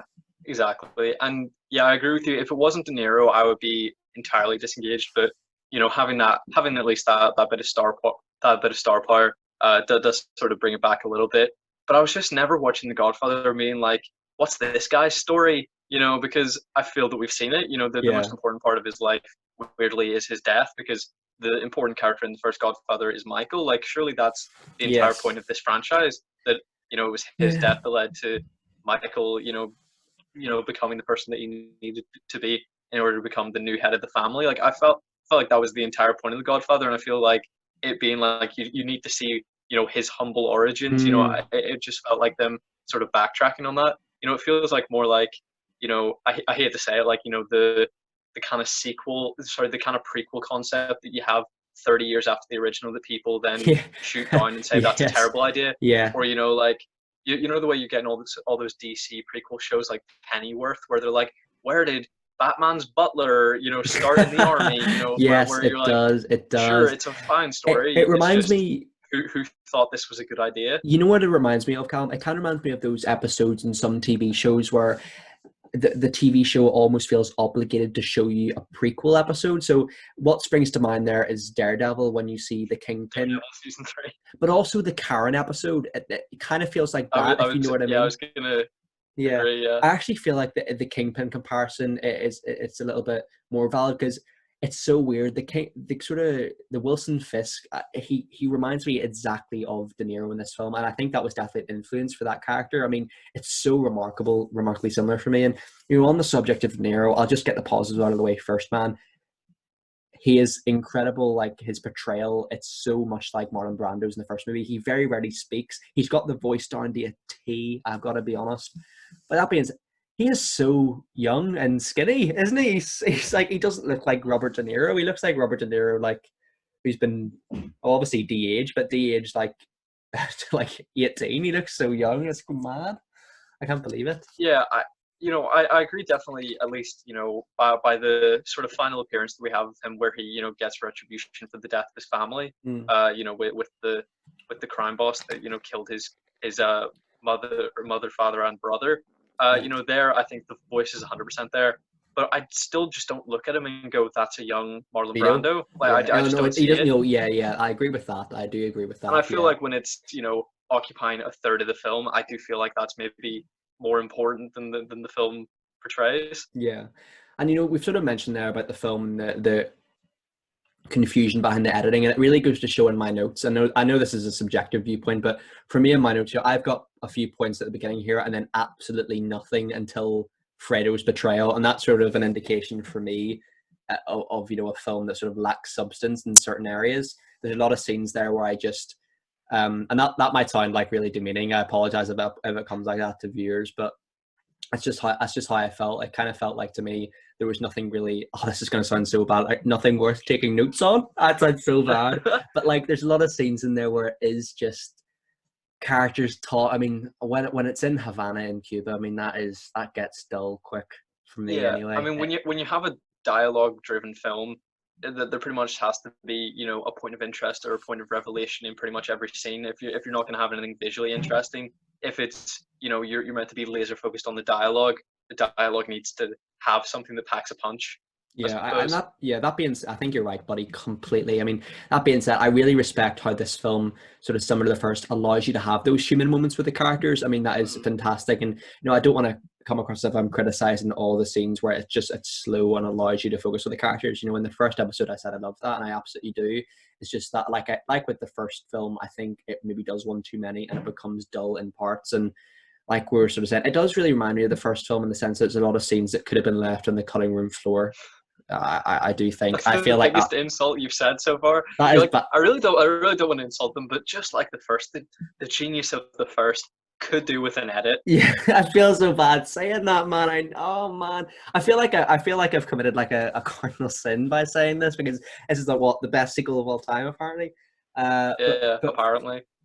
apparently, but I don't know. For me, this is like, I know this is such a cliche like to say, because we're like, we're so young, and people who like watch this film when it came out here probably like in the 40s and 50s, probably like, oh, these two, they don't get it. They're not in the same generation. They appreciate it, and that probably is true. But I mean, that's just how I feel. You know, I can't help it. Yeah, I mean, I'll mention it further later, but genuinely, the flashback scenes have no impact whatsoever on the Michael scenes. So they do not whatsoever affect the narrative. Like, you know, there are two completely opposing, non-connecting narratives running throughout this film, and that's just not how a film operates. You know, like we will mention it, later on. But when have you ever seen that in a film where the flashbacks mean nothing? Either they're flashbacks about the main character of that film, or they introduce a relevant character that needs to be established because he'll be showing up in the present day narrative. Yeah, neither of those happen. Yeah, it kind of reminds me. It's the backstory of a dead man. Who gives a shit? Yeah. I'm sorry. Yeah, who cares? No, I agree, man, because it kind of reminds me of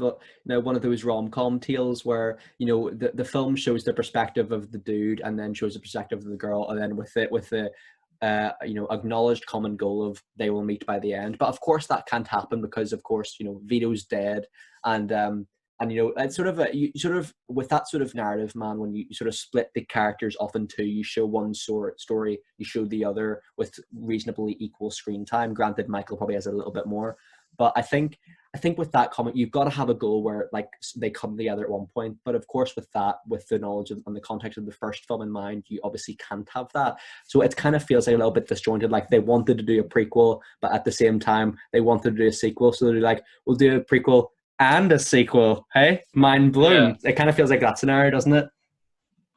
Intercut them because we're fucking geniuses. Yeah, I do think it's just it then becomes both sides of that are weaker because of it. Where you probably could have made.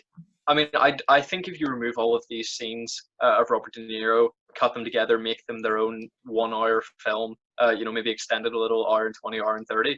It's not a good film. It's not a good film. No, I don't know. I disagree. I think The Godfather Part II becomes amazing. I think it's already great. I think it becomes spectacular. But if you remove that and then make that a prequel film, not good. I'm sorry, and I'll get onto it further. Not good. But where we first see Michael in this film, or did you have something else to say? I wonder why Brando didn't come back. Do you know? Oh well, I mean, his character was dead. I don't know what they would conceivably do with him. I don't know. Maybe like certain flashbacks, or maybe like a dream sequence. I don't know. It kind of feels like because he was like the big character in that. But I suppose that being said, it really does surprise me when I watch these films, and it is like maybe that is my false perspective. I went into this film and think this is a Vito Corleone story. He's the character in the posters. It's actually a Michael story, isn't it? I mean, it is. I mean, maybe it's the case that Marlon Brando had this very weird, he had this like bizarre, resentment for stuff. He would like, commit to like doing these weird characters. He would do the things like, stuff his mouth with cotton balls to, give that voice and that. We've all done that. But then he would usually like hate being there. He would just be there for the paycheck. So it was just like this bizarre dichotomy where he would work really hard but really resent it or something. Yeah. So I mean, that might have played into it, where he's like, well, I'm not going to, get another Oscar, or getting a second Oscar, that doesn't really mean anything to him. I guess, because the first one wasn't even important enough for him to go. So yeah, I guess maybe he just didn't feel he needed the money or the prestige or the involvement. With some of the stories you told me about Marlon Brando, bud, he seems like a interesting dude, confusing man, like for sure. He is. He's done some weird stuff, but yeah. Sorry for interrupting. As you were.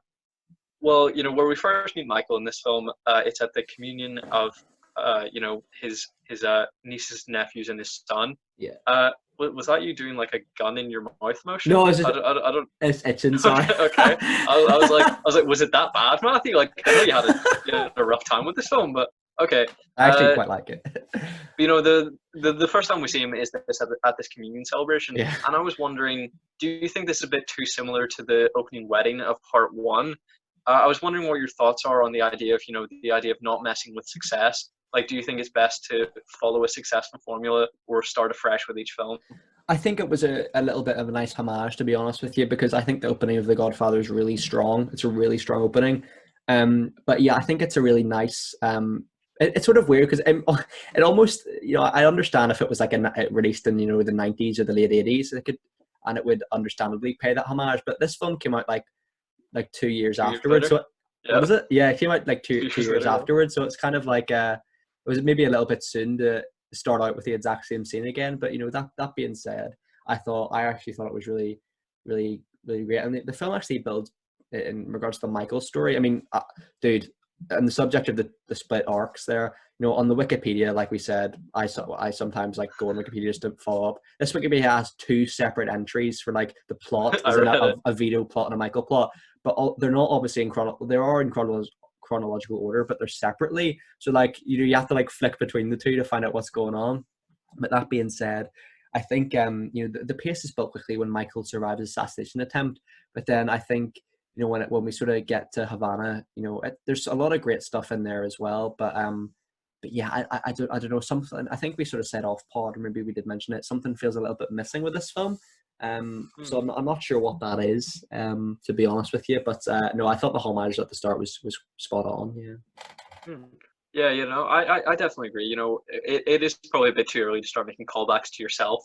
There is a bit of self-important vibes there, but it was definitely it was a fun celebration, and I'm sure accurate to how many families in the sort of Catholic Italian families would celebrate because it was treated with the same size and prestige as a wedding. So I think that's probably accurate to that experience. Mm-hmm. But I sort of wanted to mention to you, because there's a senator character within the film who tries to shake Michael down for money in order to get a license for another casino that he wants to take over. Mm-hmm. And he says that he despises Michael's masquerade, and Michael tells him that they live by the same hypocrisy.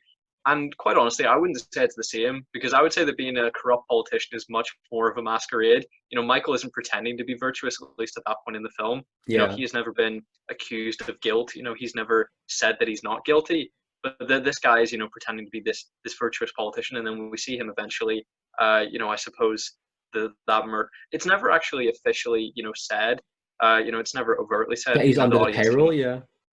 Well, I was more going to say, we see him wake up in a bed with a bloody corpse of a prostitute. Oh yeah, that he's had sex yeah. They never overtly go like, oh yeah, go and screw this guy's reputation over by going and killing a prostitute that he's just had sex with. Yeah. But I feel like this time we can probably assume that was up to Michael. Yeah, and I think in regards to like the Senate committee with all these senators and stuff, it was really confusing me, because they sort of seemed dumbfounded that the confession from I again forgot his name, apologies.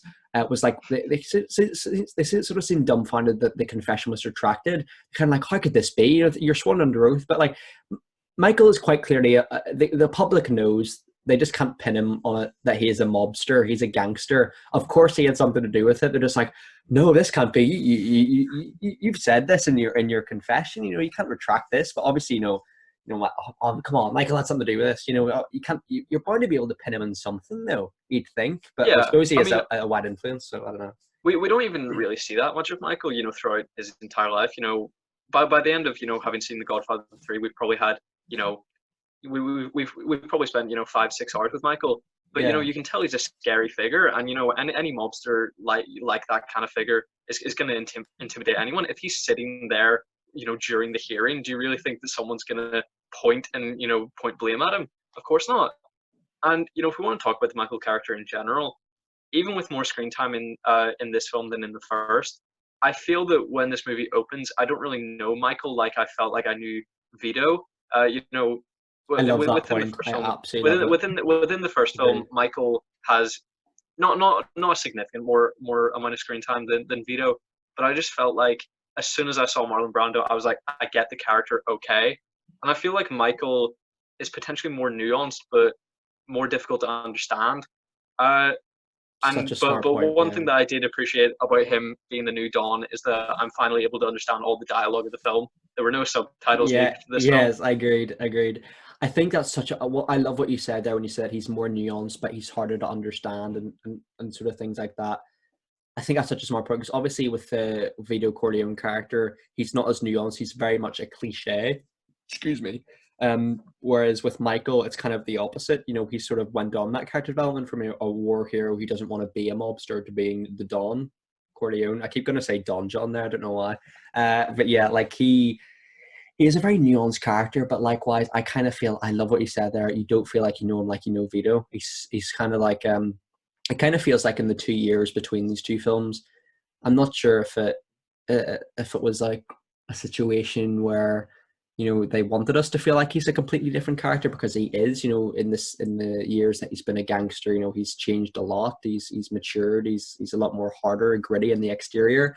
But you know, here you see a lot of him, and he's just like, there's not a lot of dialogue with him. You know, as much as this is a Michael film, a lot of it is just like him staring or something at someone, or like, do you know what I mean? It's one of those. And you know, I think one thing I do love is I love his realization when his brother Fredo messes up and acknowledges that he knows Johnny Ola, I think.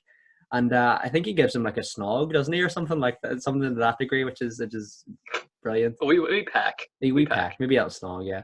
But yeah, I love that realization. But Yeah. that being said, it did take me like a little bit of, probably too long of a time to realize what was going on there. Like, because there's so many characters here. I was like, okay, so Fredo knows Johnny Ola. Johnny Ola knows this person. This person is, you know, the Rosado brothers or something. You know what I mean? It's like my mind was boggled. So I was like, once I understood it, it was fantastic. But it took me a while. Yeah. I'm afraid. But then we don't even really know to the extent, because you know we're told that Fredo betrayed him, but I mean, you know, people know where Michael lives. You know, people know how they could kill him if they wanted to. So, in what sense did Fredo betray him? Like, it's never explicitly said. You know, he receives a call from Johnny and says, you know, pretty much, you know, we need to know whether he's coming alone or coming with guys. But then if you just say, yeah, he's coming alone, like, ooh, what a massive betrayal!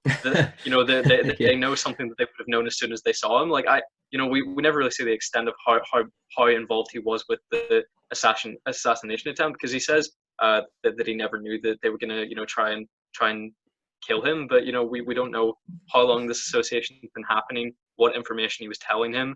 I was still a bit lost even by the end.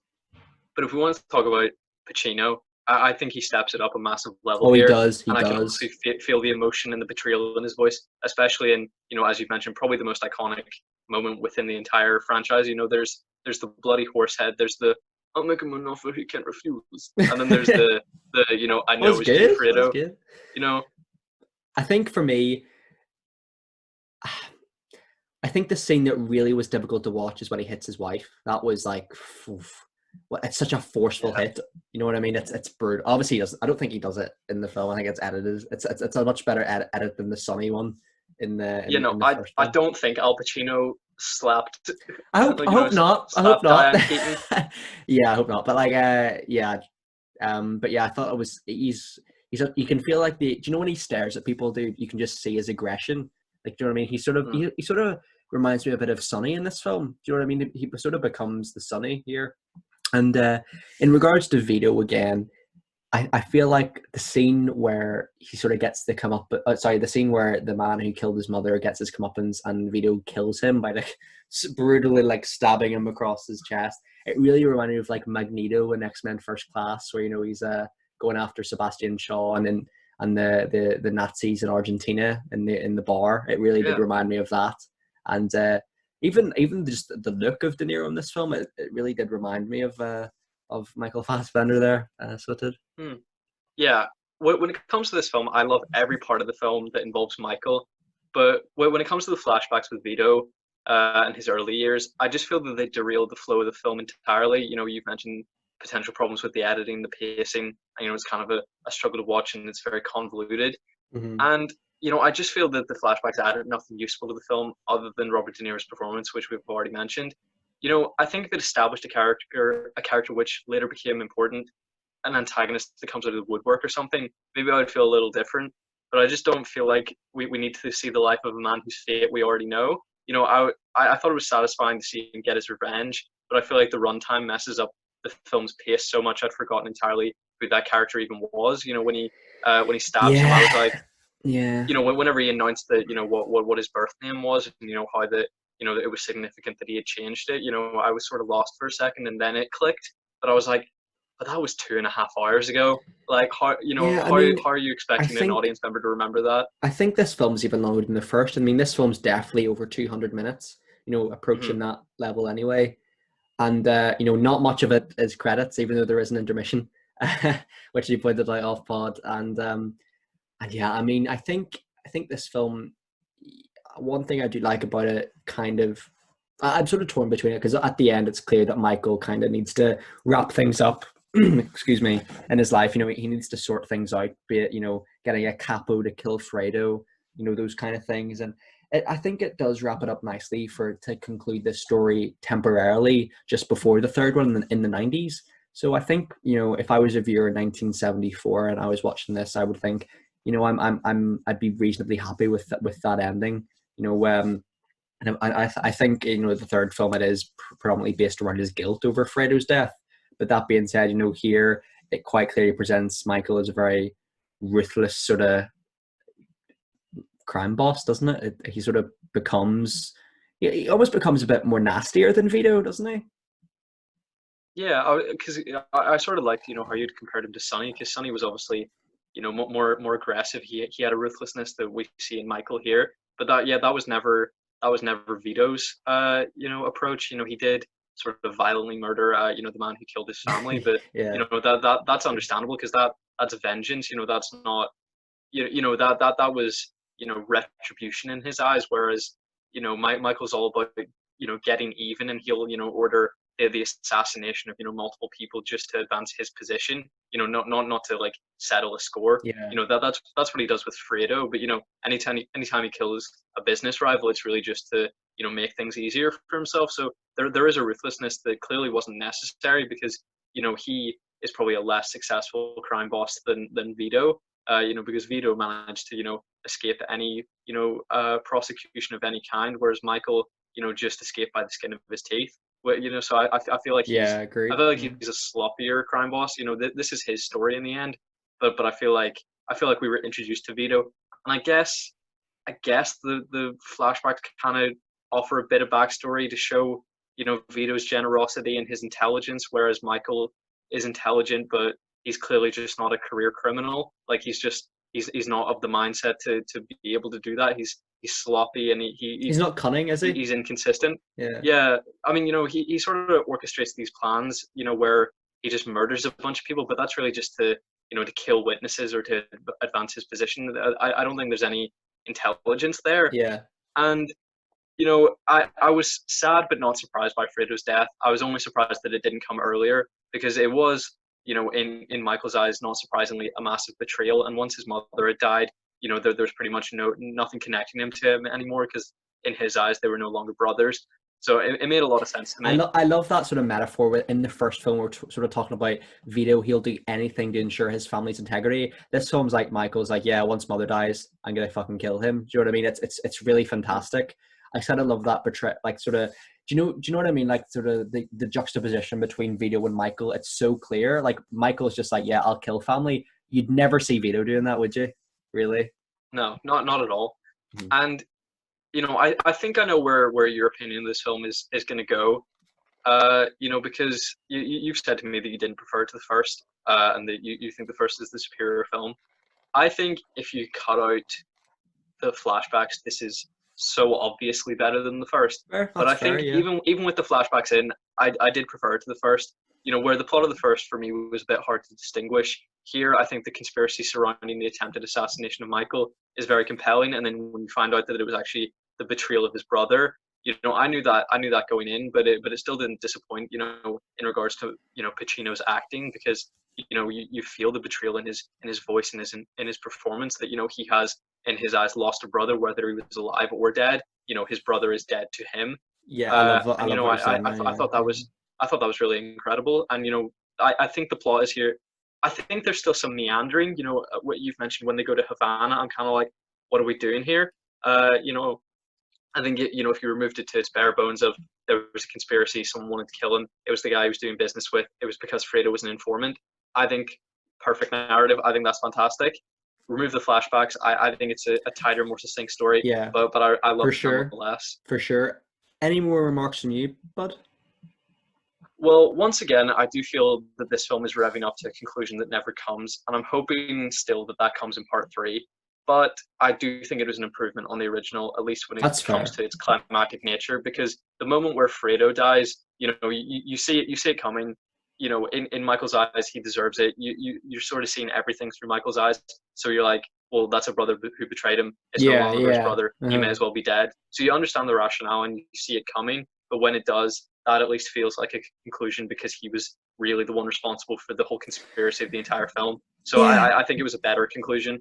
I mean, with the first film, there's not really a twist in there you can compare it to. I mean, this film here has that, at least that, narrative where that the twist comes into it. And I think for me, this film is one of those ones where I think so far the integrity of the trilogy, it's still a very good trilogy, of course. It's by no means a very poorly made film. I think you're right. I think it meanders here and there, take out some of the De Niro scenes. That being said, I do quite like all of them, but there is some in there where I think almost, Callum, you know what I mean? It leaves the gap too long between showing them, where you kind of, like you were saying by the end, where he kills that dude. I'm like, who is that again?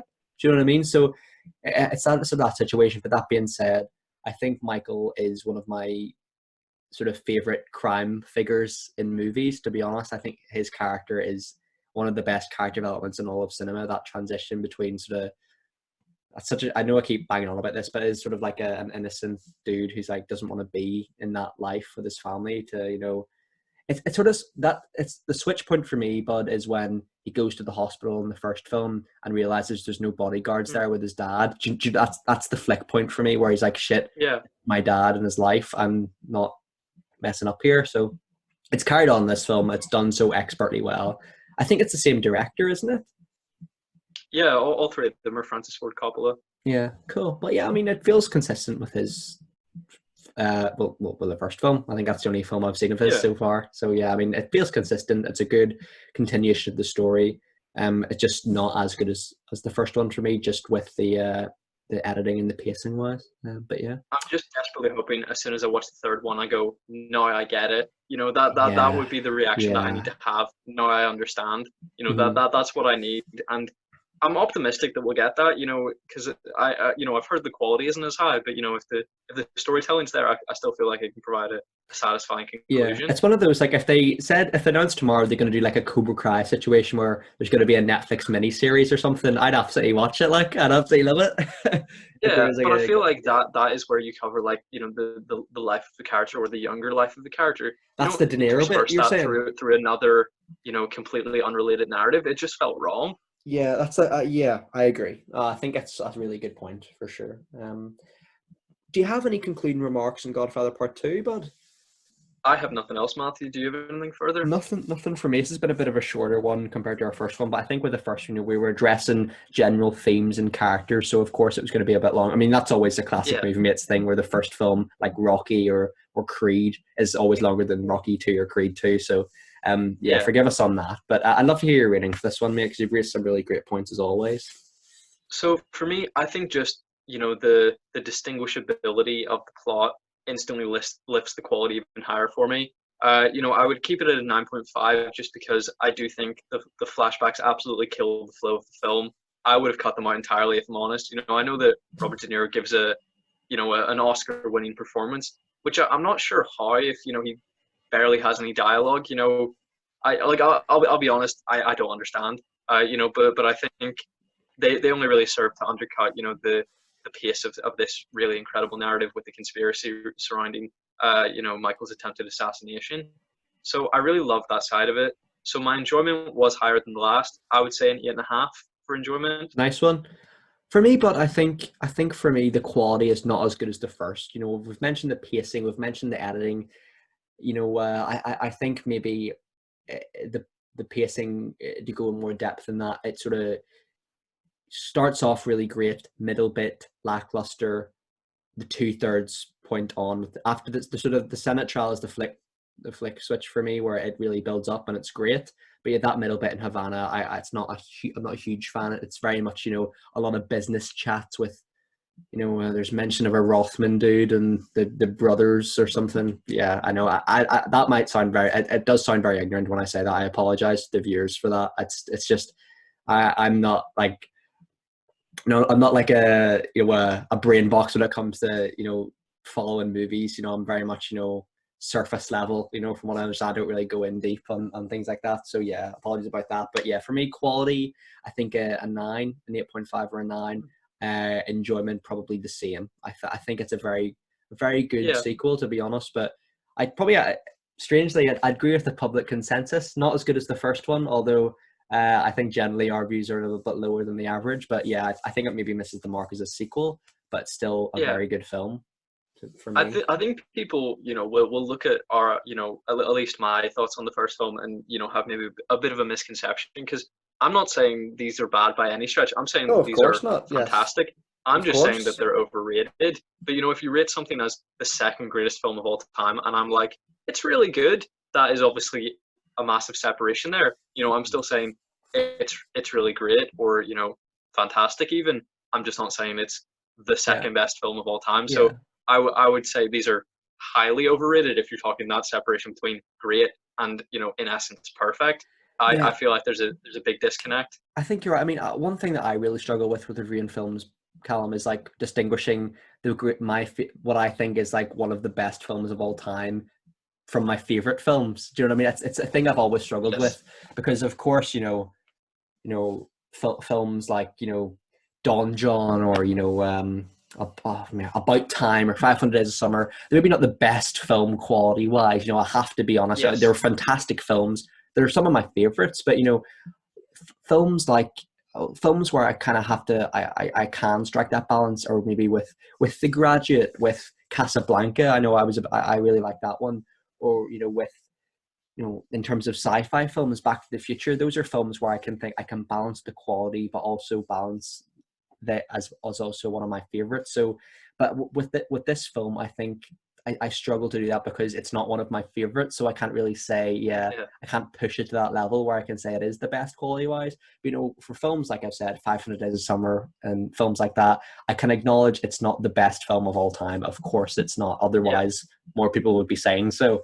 But it's one of the things that I've always struggled with. I'm trying to get away from doing distinguishing my favorites from quality wise. But yeah, I hope that made sense. But Oh yeah, yeah, because what you're really saying is, when it comes to your favorite films, the only criteria, the one criteria, entirely is did I enjoy that?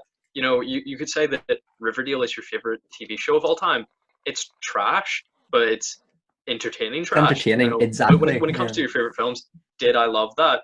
Yes. When it comes to films like The Godfather or films like Citizen Kane, I think if we looked at Citizen Kane objectively as a narrative, we'd be like bit boring, overly long, something like that. Yes, But of if you course. Yes. whenever you're discussing a film, you have to discuss its legacy, the context, what did it revolutionize, the quality of it. I feel like you have to encompass all of that, and then you're like, taking that all into account, it's fantastic. Yeah. But when it's just broken down into did I enjoy that? Sometimes some of the as you said, regarded as the best films of all time, just don't appeal to me as a 21st century audience I member. agree, and I think it's important to acknowledge that whenever I acknowledge the definition of a film, I would always say the primary objective of a film is to be probably generally good quality wise, and most importantly, I think above quality, entertaining and enjoyment. After all, it's an entertainment enterprise.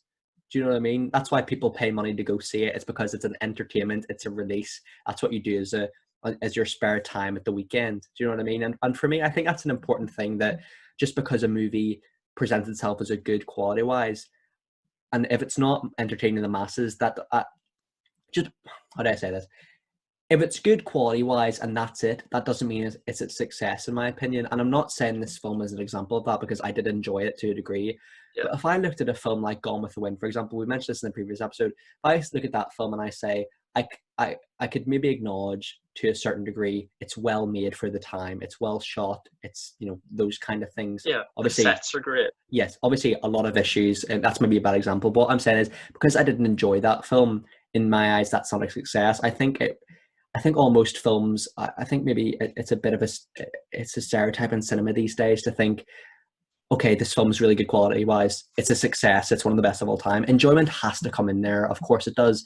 Like it's so important because, like I was sort of saying, it's an entertainment business. So I think maybe critical reviewers, like hardcore ones I'm talking about, you know, they don't take enjoyment into it enough. You know, I think films like Citizen Kane, you know, they're so good quality wise. Did I enjoy it? Of course, but my enjoyment for those kind of old fashioned films, it's never going to be as high as the quality because that's just the generation that we're born in. For me, anyway, I'm always going to enjoy a fast paced 21st century film more than an old 60s or 70s film. It's just how I am. It's just how I feel. But I can acknowledge the quality of them. I don't know if that makes sense, but what I'm saying is with these films, my entertainment and enjoyment is never going to match the quality because it's just how my frame of mind is. Where do you stand on that? Are you the same? Yeah, no, I definitely agree. You know, I think the quality always needs to be a factor. So then the accompanying one is either did it teach you something or did you enjoy it? Because with a movie that we recently watched, Promising Young Woman, I've honestly Yeah, never yeah, been more uncomfortable watching a film in my life.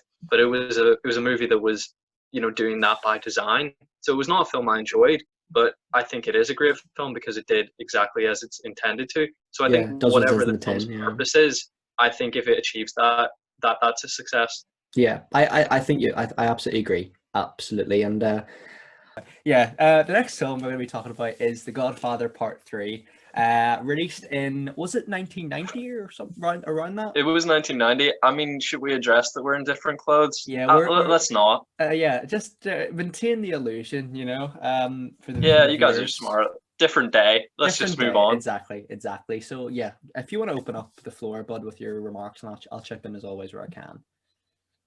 So this was a lot further on from the sequel than I expected. When I started the film and I was like, oh damn, Al Pacino looks old. I had to instantly look up what was the time difference between it, and it Mhm. was massive. And It I was just was. wondering, It do you was. think a trilogy was always Francis Ford Coppola's vision, or do you think the time between suggests different?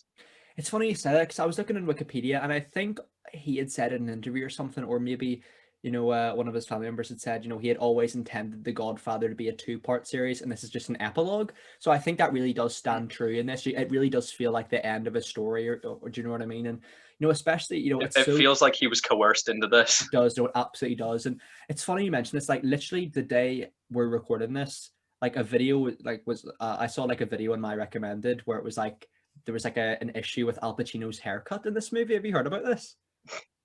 No, I haven't No, heard like of it. apparently, like like the pre-production of the film or something, I think people wanted him to have sort of long hair that was sort of reminiscent of Vito Corleone, but like I think they decided just to shave Okay. it off and have it like the haircut he has in this film, which is kind of like short and sort of like the pompadour kind of haircut, but quite short. Yeah, they're like frosted tips without color. That's exactly it. And but yeah, there's like a photo of him in the thumbnail of the video, and he's got like really long hair. It's so strange. But yeah, it's interesting because I think this movie really does scream of like not needed. Do you know what I mean? Yeah, and his heart was not in it. But looking back on part two, which we've just reviewed moments ago, Of uh, course. I was just wondering, do you think that acts as a satisfying ending to Michael's story? You know, when we were reviewing those films, I always said part three, I was really intrigued to see just to see where it continues Michael's story. And I think the fact that, you know, this is so far ahead of the second one, I think it does add to the sort of Michael's evolution to, you know, I I think he could that argument could be made, you know, he starts off, you know, as an innocent guy, he doesn't want to be what his father Vito was like. Then that transition in the middle where he becomes almost worse than Vito, do you know what I mean? And Hmm. then sort of by this film, he kind of wants to be, you know, forgived for his sins. You know, the Catholicism is a big part of this film. You know, especially, I mean, it's the central part. I would argue. I would argue. Do you know what I mean? Like, Yeah, it's a huge part, and it's kind of Michael's transition away from that. He wants to be, oh, what's the word? I suppose he wants to be, not what's the opposite of corrupt? redeemed. Redeemed. Yeah, sort of redeemed. He wants to be sort of, oh, what's the word? It's not corrupt, but kind of it's the exact opposite of that in like the political sphere. Like when you're so it's sort of like Legitimate. legitimate. Exactly. He wants to be legitimate, and I think that's a really smart evolution of the character. Yeah, I definitely agree. Like, it feels like this was a film that needed to be told over three films, but this is not the right film for it. And I'm Yeah. sure we'll get into many issues with it. Hmm. I Yeah. mean, I have to give it up though. It was my favorite one to watch. Oh, it's my second favorite one. I prefer the first one Like for entertainment, but this one's up there. It the is really good. quality is obviously in the pits, which we will talk about, and it is such a unsatisfying ending to the story of this amazing character, or at least how he was established, makes him an amazing character. He's one of my But I faves. don't Yeah. know. I sat down and I just connected with sort of the conspiracy of it, a lot more than I did the first film. Yeah. And there were a lot of criticisms about this film being quite convoluted. I didn't really see that. I think of the Yes, three, I agree. this is definitely the most straightforward. Yeah, I saw a lot of, I saw a lot of reviews saying, the convoluted narrative of a film, it's not great. I actually thought the second one was a lot more convoluted than this one. I thought this one was reasonably straightforward for the most part, but I think what really lets it down here, I don't know what happened with this, with who wrote the script for this one, but it's not on the level of the first two, no way. I mean, Like there's it, some dodgy but lines here. it's the same too. Like I don't understand that It's though. Francis Ford Coppola and Mario Puzo, I But think his name is. do you not agree though? It feels like someone totally different, doesn't it? Yeah, but it just shocks me because yeah, it is so disconnected. But I mean, it's written by the director of the first two films and this film, Yeah. and the author of the book. Yeah. Like I don't know how you make this character fall that flat. Like the character of Michael and the incest are my two big issues with the film. Of But course. I'm sure we'll get onto it as we navigate the narrative. Yes. So even though this is only the third film in a franchise, I feel like the time between means that like the callbacks feel very earned.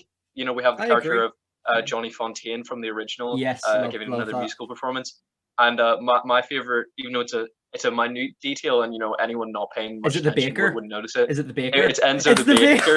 baker who I made love the it. cake, I absolutely love it. No, because it's things like that he's such a it's he's things such like a that that make it. sweetheart in the first film. Yeah, it's things like that that make it though, isn't it? It's things like that that Hmm. absolutely make it. I think the fact that, like we were saying, Johnny Fontaine, Enzo, and they bring back, Talia Shire and Diane Keaton as well. Like it's I wouldn't say this was maybe a cash grab. Like it's not maybe that far. It's not that far down the line that it's like I would say like they just made this for the money. It's definitely a factor perhaps, but I think because they did make, it's clear that they made some effort into making this a good film. It's clearly got good reviews as well. Maybe not to the extent of the first two, but I mean, hell, what movie has the reviews of the first at the extent of that? But I mean, I think generally here, like we were saying, the callbacks definitely feel earned. I mean, I think I think there's sort of characters in this film that I feel like the screenwriters and the director wants us to kind of feel like they mirror a different character. I think the character of Michael here, he just looks exactly like uh De Niro, doesn't he? Like a young De Niro as Vito. I really got those kind of You think so? vibes as well. And of course, with him being Sonny's illegitimate son, it kind of feels like they're trying to bring that character back, so to speak. Which I didn't think he hit the mark as James Caan, though. If I'm honest, James Caan is hard to beat. Yeah, I saw the resemblance, but not the performance. Yes, But I feel like this is really Francis Ford Coppola's Spider-Man 3, in that it is. I No, it think is. that Yeah, I think that he was pressured into making the third film, and he was probably given notes by the studio, so he made the best film under the conditions, which is why him and the his fellow screenwriter decided to issue this new cut of the film last year. So I feel like they must just really not been happy with it, and yeah.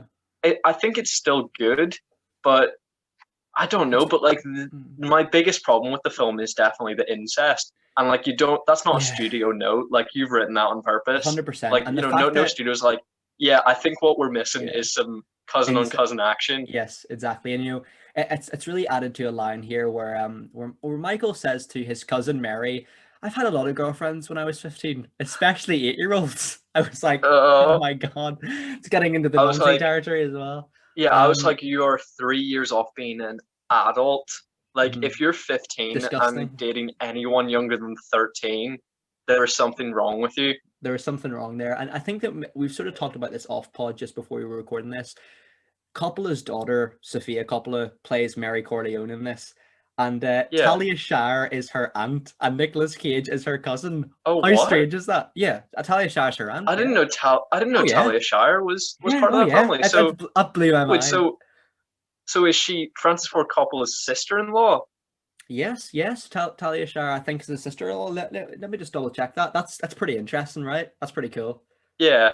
Well, while you're doing that, if we want to mention Sofia Coppola, I would say that the two big criticisms among critics are the convoluted plot which we've discussed, which we don't think is too convoluted, Yeah. and Sofia Coppola's performance, Hmm. which honestly I had no issue with. I think you People place hated it though. any actress in that role where she's playing, you know, like a smug businesswoman who's having an incestuous relationship with her cousin, Hmm. who can salvage that? Yeah, like I think she actually holds her own in some scenes where it's just her. I saw a lot of reviews that say like they just slam her performance. For however old she Yeah. was at the time, I'm guessing she was like late teens, early 20s. I know she's the Yeah, director's I niece think and I stuff, figured it but out roughly 18. yeah, I know it's the director's daughter, I think, but I mean, I think she's still good. I think she's still fine. I mean, Yeah. yes, Talia Shire is her aunt, yeah, and that's Coppola's sister, so that's mad. That's crazy. Oh, his sister. Yeah, yeah, yeah. How did I not know that Adrian was I know, Francis Ford Coppola's Adrian, we sister? did it. Yeah, literally blew my mind when I saw that. But yeah, I mean, I think Sophia Coppola's gives a very admirable performance. There's not much I've seen. Serviceable Yeah, serviceable. would be the word I'd use. Yeah, serviceable. Yeah, like I mean, there's nothing I've seen worse. Put it that way. I've seen far worse. Oh yeah, plenty. Yeah, Yeah, I mean there's worse performances in this film, I'm sure. there is. Uh, There is, and yeah. not relevant to that, but we're reintroduced to the character of Anthony, Michael's son, who wants to give up who wants to give up a law degree in order to pursue Been the there. creative Been arts. there. Yeah, I feel a lot like Anthony. I just give up on the law degree a lot faster. Dude, 2 months in. I was watching that scene. I was like, oh, this is just brilliant. But yeah, I mean, what was that plot line though? That was not good. That was poor, I thought. Yeah, I think like there was maybe an expectation of runtime, so they were like, if we can move them all to Sicily and like get in a solid musical performance, like maybe The we can opera pad the scene runtime a is bit. Like it I really have no drags. Yeah, idea. yeah, I know, And and it. Go ahead, man. we sort of see in this film that even without the knowledge that I think even before Anthony had the knowledge that Fredo was killed by Michael, I think he still resented his father, for the life and the the position that he's put them in, and endangered their lives. Hmm. And honestly, it just made me kind of worried for the future, because I think one of my biggest fears is the idea that my kids grow to resent me. Yeah, I know, because it's always a thing in this movie, like the, the family is very close, especially here. But I think the fact that his son knows that he killed his uncle, his dad's brother, like it's crazy. Like it's a big fear as well, because it would break your heart, wouldn't it? That kind of thing. Yeah, And it's weird because we've mentioned sort of the opera scenes involving Anthony. Like a large portion of the third act is just that in Sicily, and it always feels to me like these films feel obligated to have a scene in Italy for some reason, doesn't it? Like it feels so unnecessary all the yeah. time. I mean, yeah. Maybe it's the idea of uh the circular or the You start, cyclical yeah, narrative. yeah, maybe. I know what you mean. I know what you mean. But we sort of mentioned like some, the obviously our issues with the incest and stuff like that. But that being said, I think the film does have little spurts of action here and there, like really good action. The helicopter shootout is actually hilarious. So there's a lot of hilarious scenes in this, and I almost feel like Al Pacino is so well known now that he almost becomes like a parody of himself every time he talks. Like clearly he's trying to do a serious scene, but every time I see him act really seriously, or like when he's having a stroke or something like that, it feels like really over the top acting, and it's not, but it just feels Yeah, that way. Do you know what I mean? yeah. I think after you've seen the Say Hello to My Little Friend from Scarface, I feel like hit every performance of his is humorous. Yes, yes, I But know. to talk about the character of Michael, that there's some big points to cover with him in this film. And I think the first one we should talk about is Michael's remorse for the death of Fredo, because Yeah. we didn't really talk about it that much in our review of Part II, Uh-huh. because we kind of wanted to see how it would play out in Part III. Even though we filmed these on the same day, of course. Yeah. But we didn't really cover it last time. But I just wanted to ask you the question: did Fredo deserve his fate? And I'll put this forward. Within the mafia, betrayal of your family is one of the worst crimes you can commit. Like when you enter into that life of crime, the question is, when, how, and by who you get killed, not if you get killed. And Fredo's biggest transgression was betraying Michael. So I feel like he is his logical killer. You know, Michael never felt bad about killing any of his enemies or betrayers before. And you know, I Yeah. think the betrayal that Fredo does supersedes his blood. Yeah, I think you're right. Like in this mafia universe, where, you get killed just for snitching. I think the fact that Fredo's a family member, an immediate family member, like his own brother, that makes it so much Yeah, worse. So from Michael's perspective, I can understand why he would want to kill him, as a yeah, character. Not like, we would literally do that, of course, but of like, as course. it makes in the context of the character, it makes sense. But Yeah, also like his remorseful like confession and things like that shown in this film, it actually added a lot. Like he wasn't just another body on that list. Do you know what I mean? So I thought that was really, yeah. really smart. And I actually really like how Michael kind of becomes really not unstable in this film, but he has really major fits of rage here, doesn't he? Where he just shouts for no reason. I thought it was really like Sonny-esque, and yeah, I mean, I think the Michael character here, he's a lot more vulnerable, isn't he, than the first two films? Hmm. Obviously with his age, but also like emotionally, like he wants to become legitimate, as we're talking about. And I think that's much more difficult to do in your performance because I think anyone can be like stoic and silent and you know they can't necessarily be menacing, but you know you can give the kind of quiet killer kind of vibe off Agreed. much Agreed. more easier than I think you can convincingly sell an emotional scene. So sort of when the moment you know later in the film where Mary dies and you know it's you know the audio cuts out and it's just him visually screaming. I Yeah, I don't know, like, I thought it because was I great. should find this funny, you know, because of what I normally find funny, but I think Pacino's just too good an actor to make fun of in that scene. I mean, he's undoubtedly the best in these three for me, anyway. I'm not sure if that's a hot take. I think maybe a lot of people think Brando or someone, but I think for me, Pacino and James Caan are the top two, personally. And Mm, one thing I really love here is like we were sort of saying, like the cyclical narrative, it can get old quick, but I think in this film it does work quite well. And we've spoken about Michael's vulnerability. I almost feel like the film could have made him even a bit older. Do you know what I mean? Like I think here, like Pacino still has that air of youth and still and stuff about him. But by the end of the film, where like you see an elderly Pacino, I think that's maybe how they should have kept him the whole film. I think have him be like, and I don't know how old he is in this film, probably like 50s or 60s, but I think, yeah, just age him up to mid 70s or 80s. I think it would have been just as effective. mm. Yeah, I mean, I suppose he was, yeah, I think he's meant to be like 58, 59 throughout most of the film. Yeah, Yeah, yeah, I feel like maybe, but then that sort of adds to his physical vulnerability, and I feel like I had enough of that. And you know, yes, I will yes. get I on know, to I know. you know what bothered me most about that. But you know, as seen in the previous two films, you know, there's a big family event where they're all gathered together, Hmm. and I think by having an event as the opening, uh, you know, that doesn't take up that takes up you know a not insignificant amount of the runtime. You know, that there may be you know in the scene at the celebration for you know 30 minutes. Yeah. I think by doing that, you create the opportunity for exposition and, you know, to introduce characters organically because naturally families will have, you know, these frank and audience informing I discussions. think that's such a great point, man, to be honest. And of course, with the 26-year time gap between sorry, no, 16-year time gap. Sorry, I couldn't do maths there for a second. 16-year time gap between the second and the third. It kind of feels like, I'd imagine, as an audience member, when you're watching that and it goes back to the family celebrations, as is the start with every film, it kind of feels like coming back to home.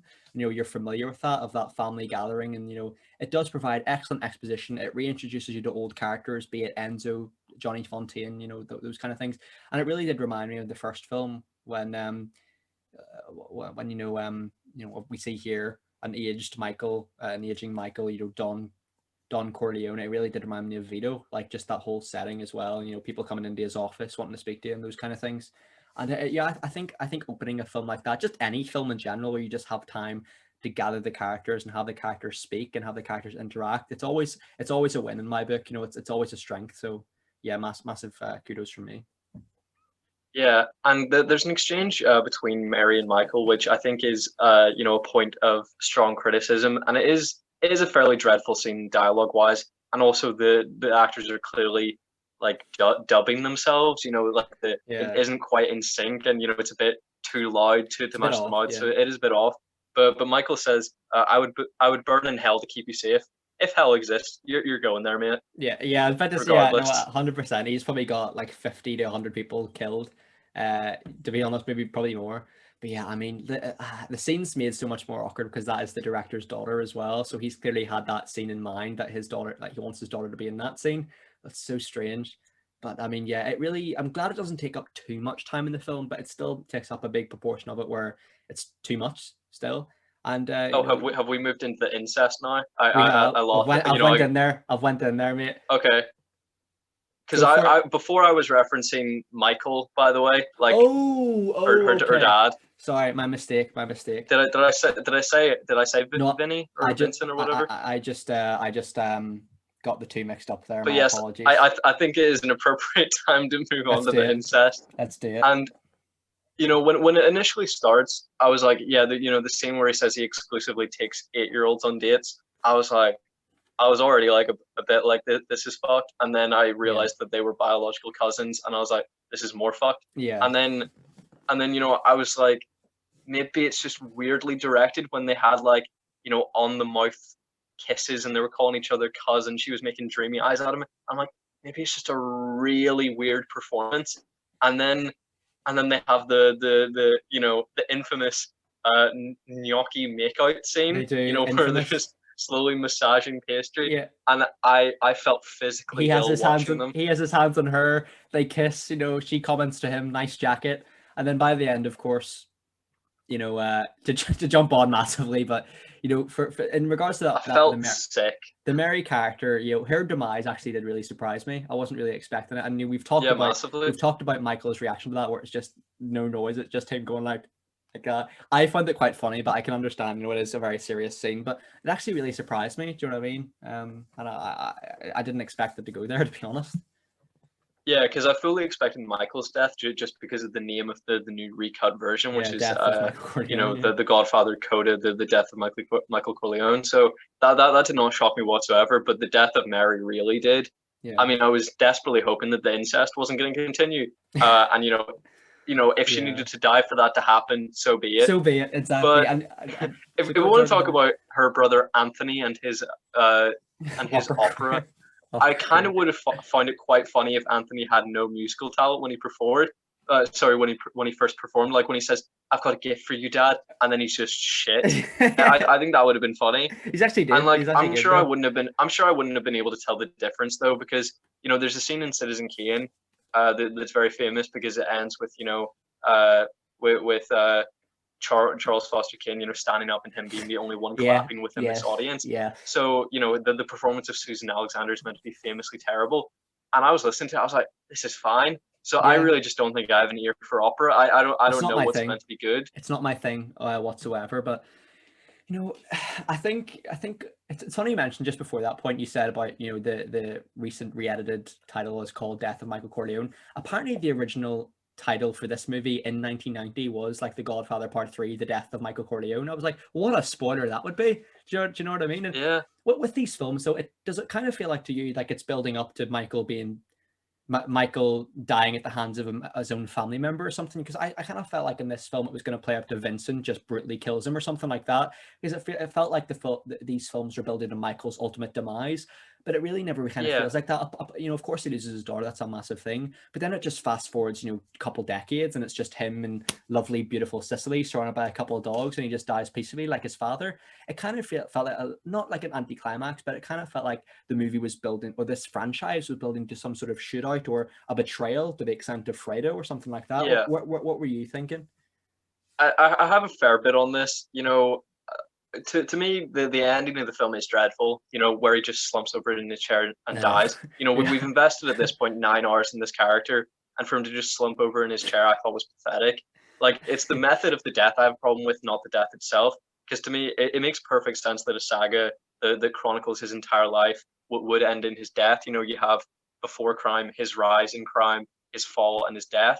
And I think that is a completely solid concept. Mm-hmm. And in the video where we talked about the Wilhelm scream, which you should check out if you haven't seen it already, we talked about movie tropes that we hate, and I completely forgot the fact that I despise films about passing of the torch. If another character can take on the same role, and do it as well as they had previously, why have we invested our time and belief in this character? Such a great point. And I feel like the Corleone crime family should have, lived and died with Michael. Like, these kinds of films dredge up these beloved characters only to make them a shell of their former selves and then kill them off in a whimper. Mhm. And I just think it's shameful, because like Michael should have gone out guns blazing, and like I think style, he should have been important enough to the franchise and to the family to be the last in the line of the Don Corleones. But yeah, it's really smart. I agree with everything you said there, but as well, and it kind of raises the question to me, like, was this film about the fall of Michael Corleone? You know what I mean? Like, it's not as if, for me anyway, like, by that ending, it kind of seems like, he's still reasonably content, is sitting in the chair in that sunny surroundings. Like, it's kind of, I'm not sure as to whether the Corleone family still have their fortune, but it wasn't necessarily the downfall that I was expecting. Do you know what I mean? I was expecting, like we were saying, going out all guns blazing or something like that. But I don't know, man. I think I much would have preferred if, this film kind of presents, Vincent being taken under Michael's wing. Michael's teaching him, you got to control your father's temper. You can be a very successful Corleone family member, but rather it goes down the effect of he wants to be forgiven for his sins, which I really do respect. I think that's equally fantastic. But what I'm saying is, I'm not too sure. Potentially, like, I don't want to come across as if like I'm trying to perfect the Godfather, trying to make it better. That's what I'm saying at all. But I don't know, in my head, the narrative was always going towards maybe Vincent betraying him, and then Michael sort of, just getting his comeuppance for being like a murderer. Do you know what I mean? I'm not too sure. Sure.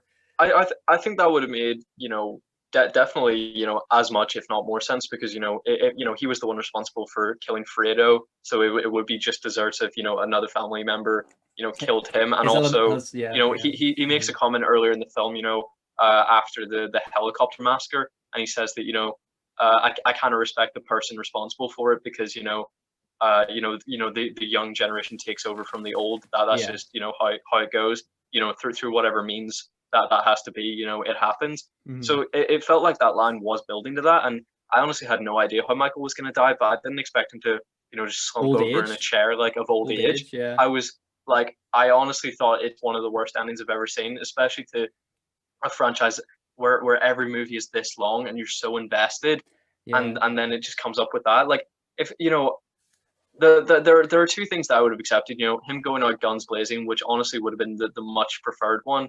I think I needed his, like, he peacefully retires, where I wanted his empire to fall, and then in his like lowest moment he tries to get it back up and he's killed. I feel like that's much more compelling than him peacefully retiring. 100%. Like, I even maybe think sort of on the similar lines what you were saying there, Callum, like the death of Michael Corleone, that's a metaphor for the death of his empire, and the film just ends with him being a legitimate businessman or just a family man who just lives in the street. He just has regular neighbors.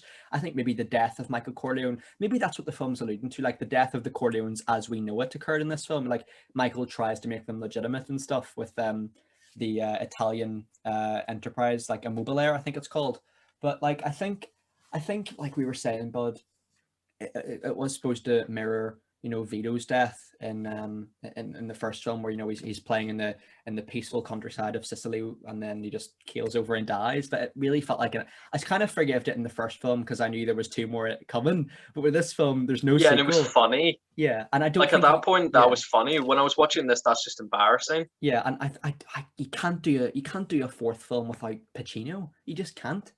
So I don't know what they're. I don't know. I don't think there's plans for a fourth film. I don't think there would ever be plans for a fourth film. No, I don't think so. I don't know, man. I kind of felt, to me, I respected it in the sense that it did mirror his father. I like that cyclical narrative. But at the end of the day, I felt like it was building up to something where Michael redeems himself.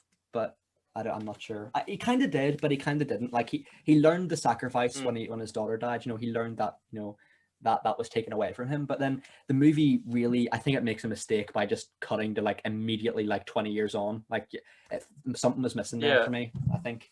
But But I mean, his biggest attempt at trying to repent for his sins is giving people money, and money is helpful, but it's the laziest thing you can do when you have a lot of money. When you have a lot of money, you should do that. For the beneficial reasons, and then for the moral reasons, be a bit more hands-on. So it's one of the laziest attempts at redemption for that character that I've ever seen. I just think it's it's a bit lazy, if I'm honest. Yeah, and it's weird because I think we both mutually love this character. Like, it's a fantastic development. It's just that I think this was a really Hmm. missed opportunity to create that perfect ending. Like, everything up to this point was pretty much perfect for me. Like we were saying, I love the Michael character. I think he's one of the best in crime film history, to be honest with you. But that being said, his ending was a major letdown for me. And I know that's a bit of a hot take, but I hope people can understand what we're saying. Like, we're not necessarily, I can't believe that would be a hot take. yeah, I know. I think maybe that's one of the reasons why the film isn't reviewed as highly as the first two. What do you reckon? I feel like, any death like this, will always disappoint me. And I think that they were trying to come up with a way to not just have someone, shot again. Because, I mean, Yeah, where do you yeah. really go from there? But then I think that's why I think that there's great utility if you can tell a story within one film, because one film It's a isn't, really smart enough time point. to Yeah. create, to like create cliches. If you have a three-film narrative and then half of the deaths are, getting machine gunned to death, you then can't do that for the main character if you want it to be really poignant.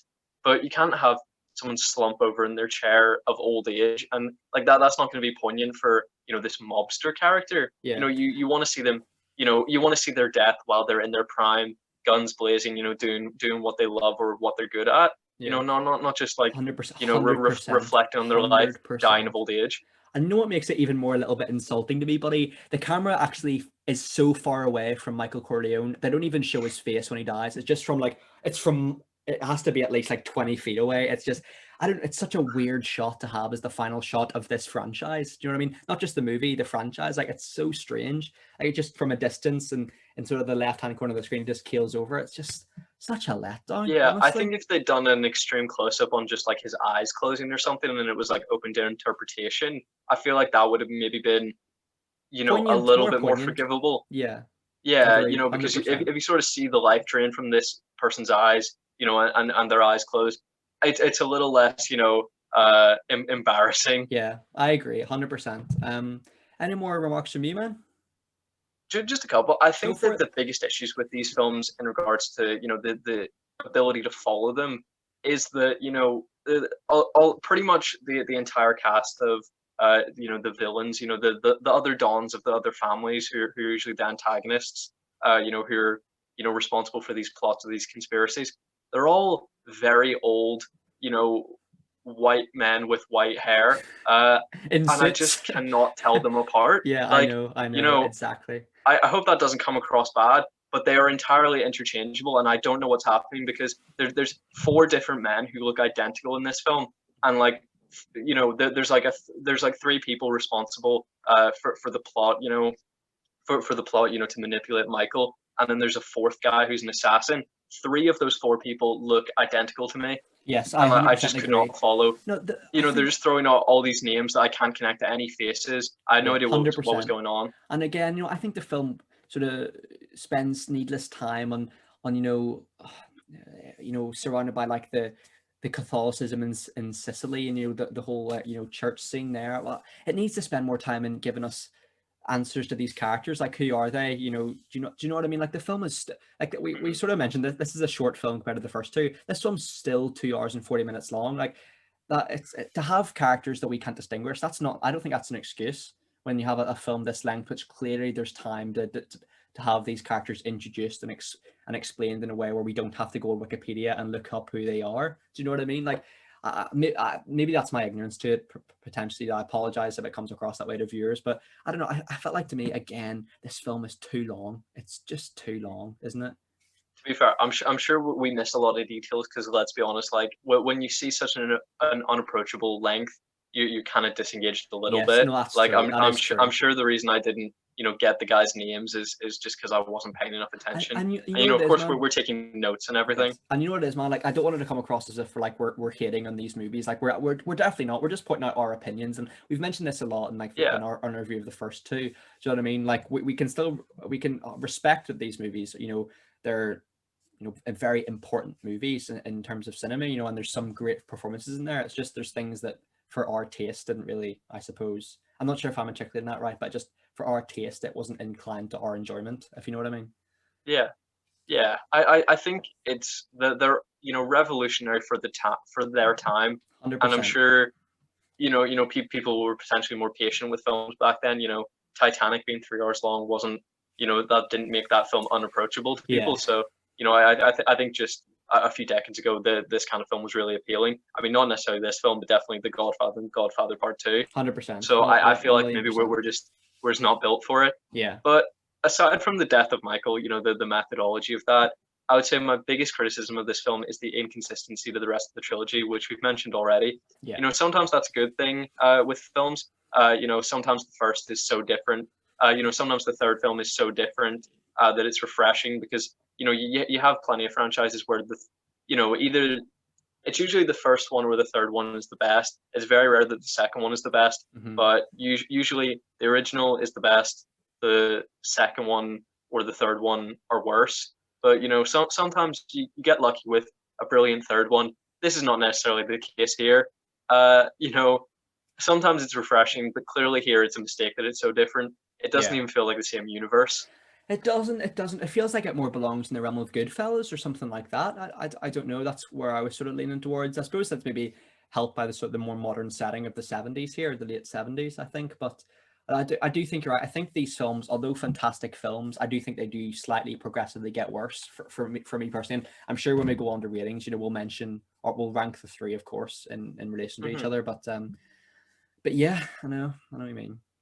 I think the big difference was the shift that came from the organized crime of the first two films to sort of a corporate espionage kind of thing here, which was bizarre. Yeah. Where it's all about stuff. it's about legitimate business, not violent crime or anything. I felt. I mean, obviously for a film that's perfectly admirable, but for the culmination of this franchise and the third film in the biggest crime franchise ever made, it was just a bit jarring. It kind of feels like maybe start with the business meetings and then end with the shootouts. Do you know what I mean? Not the other way around. Yeah.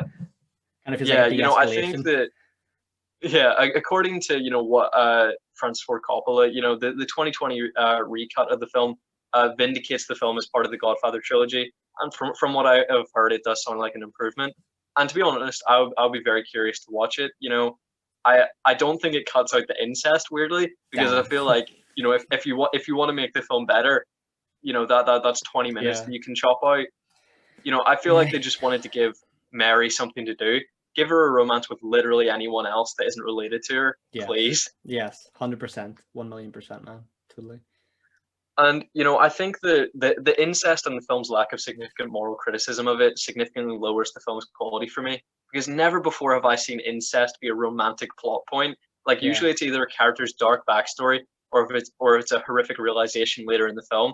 It's never the film's primary romance. It's like I've never seen that in my life. It's never like an old boy scenario where the character realizes it later in the film and is like horrified by it. This film never really condemns it particularly. I mean, Michael kind of does when he's like, I don't want you to see Vincent, but that's not really because of the incest. It's more because he puts her in danger, isn't it? Do you know what I mean? Yeah, like because he goes like, your first cousin, but it puts you in danger, and I'm like, in danger of having kids with genetic abnormalities. First cousins, then danger. Do you know what I mean? It's you got the order wrong way around. But I know what you mean. I actually feel like the character of Mary, she's actually good. Do you know what I mean? She apart from the incest stuff, give her a romantic, like you said, give her a romantic plotline with literally that's 80% of her screen time, though. I know, and I actually rate Sofia Coppola in this. I actually think she's decent. So I think people are being a bit harsh on her in reviews, but maybe that's because of the plot line surrounding her, with the context of the incest and stuff. But I mean, give her something else to do, and I think this becomes a much better film. I think so, definitely. And we've talked about it in our review of the previous film. We sort of questioned whose side is the film on. We were wondering whether the film wants us to respect Michael. Is the film sympathetic to Michael? And we talked about the lack of sort of a law enforcement presence, potentially suggesting that there is no like cat and mouse chase between like the good guys and the bad guys. These are the protagonists of the films. And I think that none of the characters who die in these films are ever killed by law enforcement, just by their criminal rivals. And there are never any legal ramifications or moral criticism of their actions, except really by themselves. Obviously, we see with Michael over the death of Fredo. But it seems to suggest, What is it? Sorry, mate, you just cut out there. Sorry, just a little bit towards the end, just about the moral criticism of the characters there. Sorry. Yeah, it. Yeah, I think that these factors suggest that we're meant to respect Michael, not condemn him. Yes, I think so. I think so. And I suppose it stands to reason, like if the film was going to kill him in a full out, gunfight, that probably would suggest that you don't respect this guy. He deserves this. He can't go swimming and not get wet, so to speak. And here I think the fact that he just dies peacefully, I think that's kind of suggests that yeah, like you are supposed to sympathize with this character to a degree. I think this Michael and this film is a lot more sympathetic. We see a lot more emotion there and stuff with his confession. So I mean, I think Pacino does a wonderful job. He really does, even if he does feel like a parody of himself at times. Yeah, but I'm annoyed that the film wants us to be sympathetic to like this violent criminal. Like yes, it just seems like, I mean, obviously, you can have a, people are smart enough to realize that the film isn't endorsing criminal activity, of course, but I feel like, in any gangster film, that I feel like, saying that you can do all this, you can be Michael, and you get away without actually getting killed or imprisoned yourself. You're all good. Like it is just a bit bizarre, and we'd sort of seen, a teasing of, sort of the ramifications legally, in the previous film, with the hearing, and here I just feel like if there had been some sort of legal crackdown that crumbled his empire and brought him down to his lowest, and then he had to like build himself back up 100%. And then he's killed. I just think that's, I just think that's so much better. I agree. 100%. It would have provided a really great sort of, a resurgence of the Corleone family in that sense, and he sort of redeem himself in that way. But no, I think you're right, buddy. I think you're absolutely spot on. Have you got any more further points?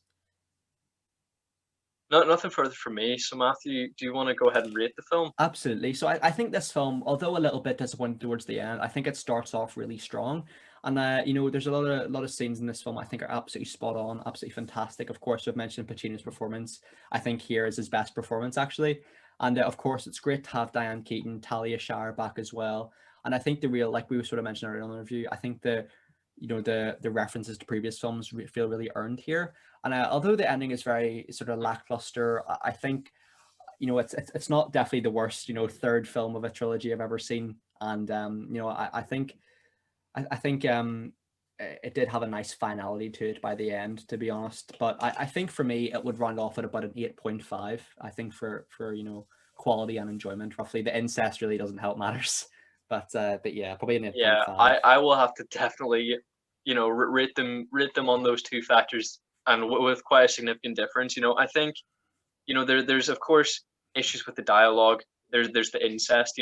I don't have an issue with Sofia Coppola's performance. I think she's perfectly serviceable with terrible dialogue and a terrible storyline. Yeah. So the incest massively brings it down quality wise because it's not criticizing that. Of course you can have that kind of plot line because you need to represent like there needs to be films about everything really conceivable.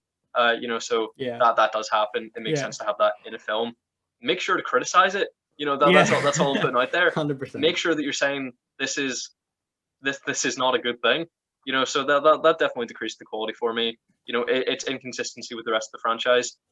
But I can't argue that I wasn't sort of fixated on it. I sort of had to take breaks throughout watching all the films, because of this significant runtime. But here I felt much less inclined to do that. I felt sort of fixed on the story. And I don't know why that was, because the conspiracy isn't any more interesting than the last one.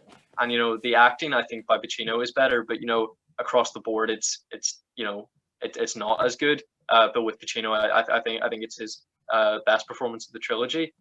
So I'm confused why I enjoyed it. So I will give it a high enjoyment and say, yeah, an 8 probably. I think there was around an 8. It wasn't my favorite of the three, even enjoyment wise, but recognizing the quality. Like the quality is shocking in comparison to the other two. It is. It is. Like where they're these revolutionary crime films with incredible dialogue, but maybe just a bit muddled plot. Here the plot is quite discernible, but it's terrible. It's half of it's about incest and opera. Like it just did not appeal to me, especially when this is meant to be the quintessential crime franchise. Yes. So I'm gonna have to mark it down quality wise a 5, A 5, probably. yeah. I think it's nice to have another trilogy, a big one like this, ticked off our bucket list. And if you were going to rate the three, from in an ascending order, sorry, descending order. So we're gonna Okay. what would be your list of three? So what would be your favorite? Okay. So I'll go from least favorite to favorite, and I'll give them a but before I've previously rated them, enjoyment and quality. So I'll give a mix of the two. So my least favorite would be the Godfather Part III. I'd probably pitch it at a balanced 6.5 because I think the quality just drags the enjoyment Yes. down. Like I don't Yeah. feel like I could rate it really favorably just because of how poor the quality is. Mm-hmm. Then I would go to The Godfather. I think the Oh, dialogue's great. okay. I love the Okay. opening wedding sequence, but the plot was so indiscernible for me that I was like, what is the point of this?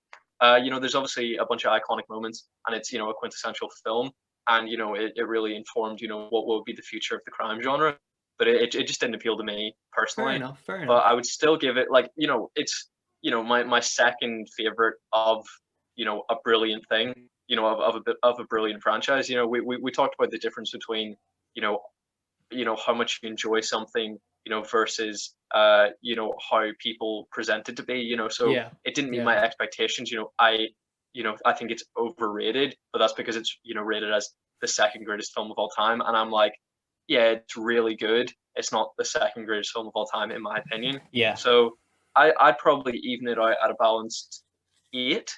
And then Fair my enough. favorite was the Godfather Part II. I think the flow is massively ruined by by the flashbacks. I think chop them out immediately. If you were doing a re-edit of that, I think they add nothing to it. It's I guess in theory nice to see what he was up to, but I don't care about the character. He's dead. Well, in this second film, I don't care about the character because I feel like Marlon Brando did such a good performance that we felt we knew him, and I don't feel like we need to know him before the events of The Yes. Godfather. Yeah. Yeah. It just 100%. felt it just felt unnecessary, and also it didn't they didn't inform the narrative that we were actually seeing. Like Mm-hmm. flashbacks are meant to enrich the story that you're watching, and it didn't whatsoever. So I Yeah. felt like that massively broke up the flow. And again, there were just a bunch of interchangeable old men that played into the narrative massively, but I Yeah. could not pick them. I could not tell them apart in a lineup, if I'm Mm-hmm. honest. Yeah. I don't remember any of their names. I don't remember what any of them look like. They were completely interchangeable for me, so that sort of meant the plot was more difficult to follow. Even Yeah. though I quite enjoyed the conspiracy of it, of Yeah. Of who was course. responsible for the attempted assassination. So I'd give it an 8.5 out of 10. I think that's a really, really amazing sort of summary there, buddy. To be honest with you, I think for me, I'd It's have gonna to be a agree. long ass episode, isn't it? It's gonna be a good one though. I think hopefully people will enjoy this one because we went deep here for these three films. But for me, yeah, If people actually listen, we're gonna get slated. Me yeah, I know, particularly. I know, I know. I'll leave a disclaimer in the description about that we can acknowledge that these are great films. But anyway, I think for me, part three is the weakest of the trilogy, just because of the fact of the mediocre plot line. That sounds so insulting, but like compared to the other two, it's not great, is it? Like compared to the other two. So I Like think for the two big plots are what Michael wants to legitimize by getting into another business and incest. yeah, One's not that interesting and one's disgusting. yeah. Like, well, what are you going to do there? Yeah, 100%, 100%. So I think for me, part three, Pacino's greatest performance, granted, but that being said, the certain plot lines in there as well, and the lackluster ending, for me, it didn't hit the heights of the first two. I think my second favorite, part two, actually for me, I just found there's a lot of scenes in Havana there that didn't really appeal to me. I think it tries to wrap up the events too nicely in a bow by the end. But that being said, still an incredible film, and I really appreciated De Niro's performance in that, but also Michael's evolution as a character. And then for me, of course, my favorite is The Godfather. I mean, I think it's fantastic. We've spoken about the issues there in regards, length and stuff and other things, but I think Brando is like integral to that film's success, as well as sort of, as I said, I love James Caan in that film, and yeah, one character that isn't in part three really is Tom Hagen. Well, I thought it was quite an underrated character, to be honest. So yeah, Yeah, I they just quite. killed him off screen. Yeah, they did, didn't they? But yeah, I mean, a great trilogy nonetheless. But I'm really glad to have another one sort of ticked off the bucket list. So it is. So it's really nice. So But yeah. Matthew, this is by many considered the greatest trilogy of all time. Yeah. I think we've talked about this previously, but what do you consider the best trilogy of all time? I think the best trilogy, I have to try and distinguish it from my favorite. I think the best trilogies always tie into each other really nicely. And of course, we've mentioned Back to the Future. That feels like a 9-hour movie to me. I absolutely love that. So Back to the Future's got to be up there with favorites as well as best trilogy. To be honest, I think it definitely is up there. I'm trying to think other really great trilogies. I mean, I'm not sure if it's one of the best of all time, but I think one of the ones that really surprised me when they came out was the recent Apes trilogy with Franco and the modern one. So I think that was a really good one. And what's a good trilogy? That's a really good question, actually. I'm trying to think of recent pods are down. I think the classic Star Wars trilogy is hard to beat as well. It's a classic. Yeah. As well as the Captain America trilogy, I'm a big fan of. Not one of the best of all time, of course, but yeah. I mean, plenty of people love the Dark Knight trilogy. I'm not a massive fan. No, I believe okay. you are. It's okay. Yeah, I like the second and the third one. Not a huge fan of Batman Begins, which I know is kind of the opposite to you, isn't it? Okay. But I love Batman Begins and I really like Batman Begins. I kind of like the Dark Knight. I don't like the Dark Knight Rises. Yeah, I know what you mean. I think for me, Back to the Future is probably my favorite, and probably quality wise as well. I'm trying to think of any others. Can you think of any other trilogies that we've reviewed? Well, I suppose there's the first 3 Rocky films, but that's not really a trilogy because Rocky's story doesn't really conclude by number 3. I think Creed could be up there if the third film's good. I think Creed could be up there for me if the third film's really, really good. Yeah, I definitely have to concur on Back to the Future because I think when you watch those back to back, it's seamless. That is one 3-part story, which is what I would have loved The Godfather to be. But Part 3 is so far removed from it that's not achieved. But Back to the Future nails it 100%. It's a seamless, beautiful trilogy, and I think it's approachable for anyone. I think it's honestly the closest to a perfect trilogy that I've seen. It's amazing. It's absolutely fantastic. But I suppose that wraps up our Godfather podcast. It's been great recording with you, buddy. It's been a long one. It's been a long journey. We've changed in these days that we've recorded this, but it's been really good. No, one day we just got so worn out we sweated through our previous clothes. Exactly. But yeah, thanks for us today, buddy. Appreciate your time. Please be sure to like, subscribe, and comment your thoughts on the Godfather trilogy down below. Leave as much comments as you guys want. We can take it. And hope you guys are all safe and well. Your family and friends are all safe and well too. Take care, everyone, and bye-bye. Bye-bye.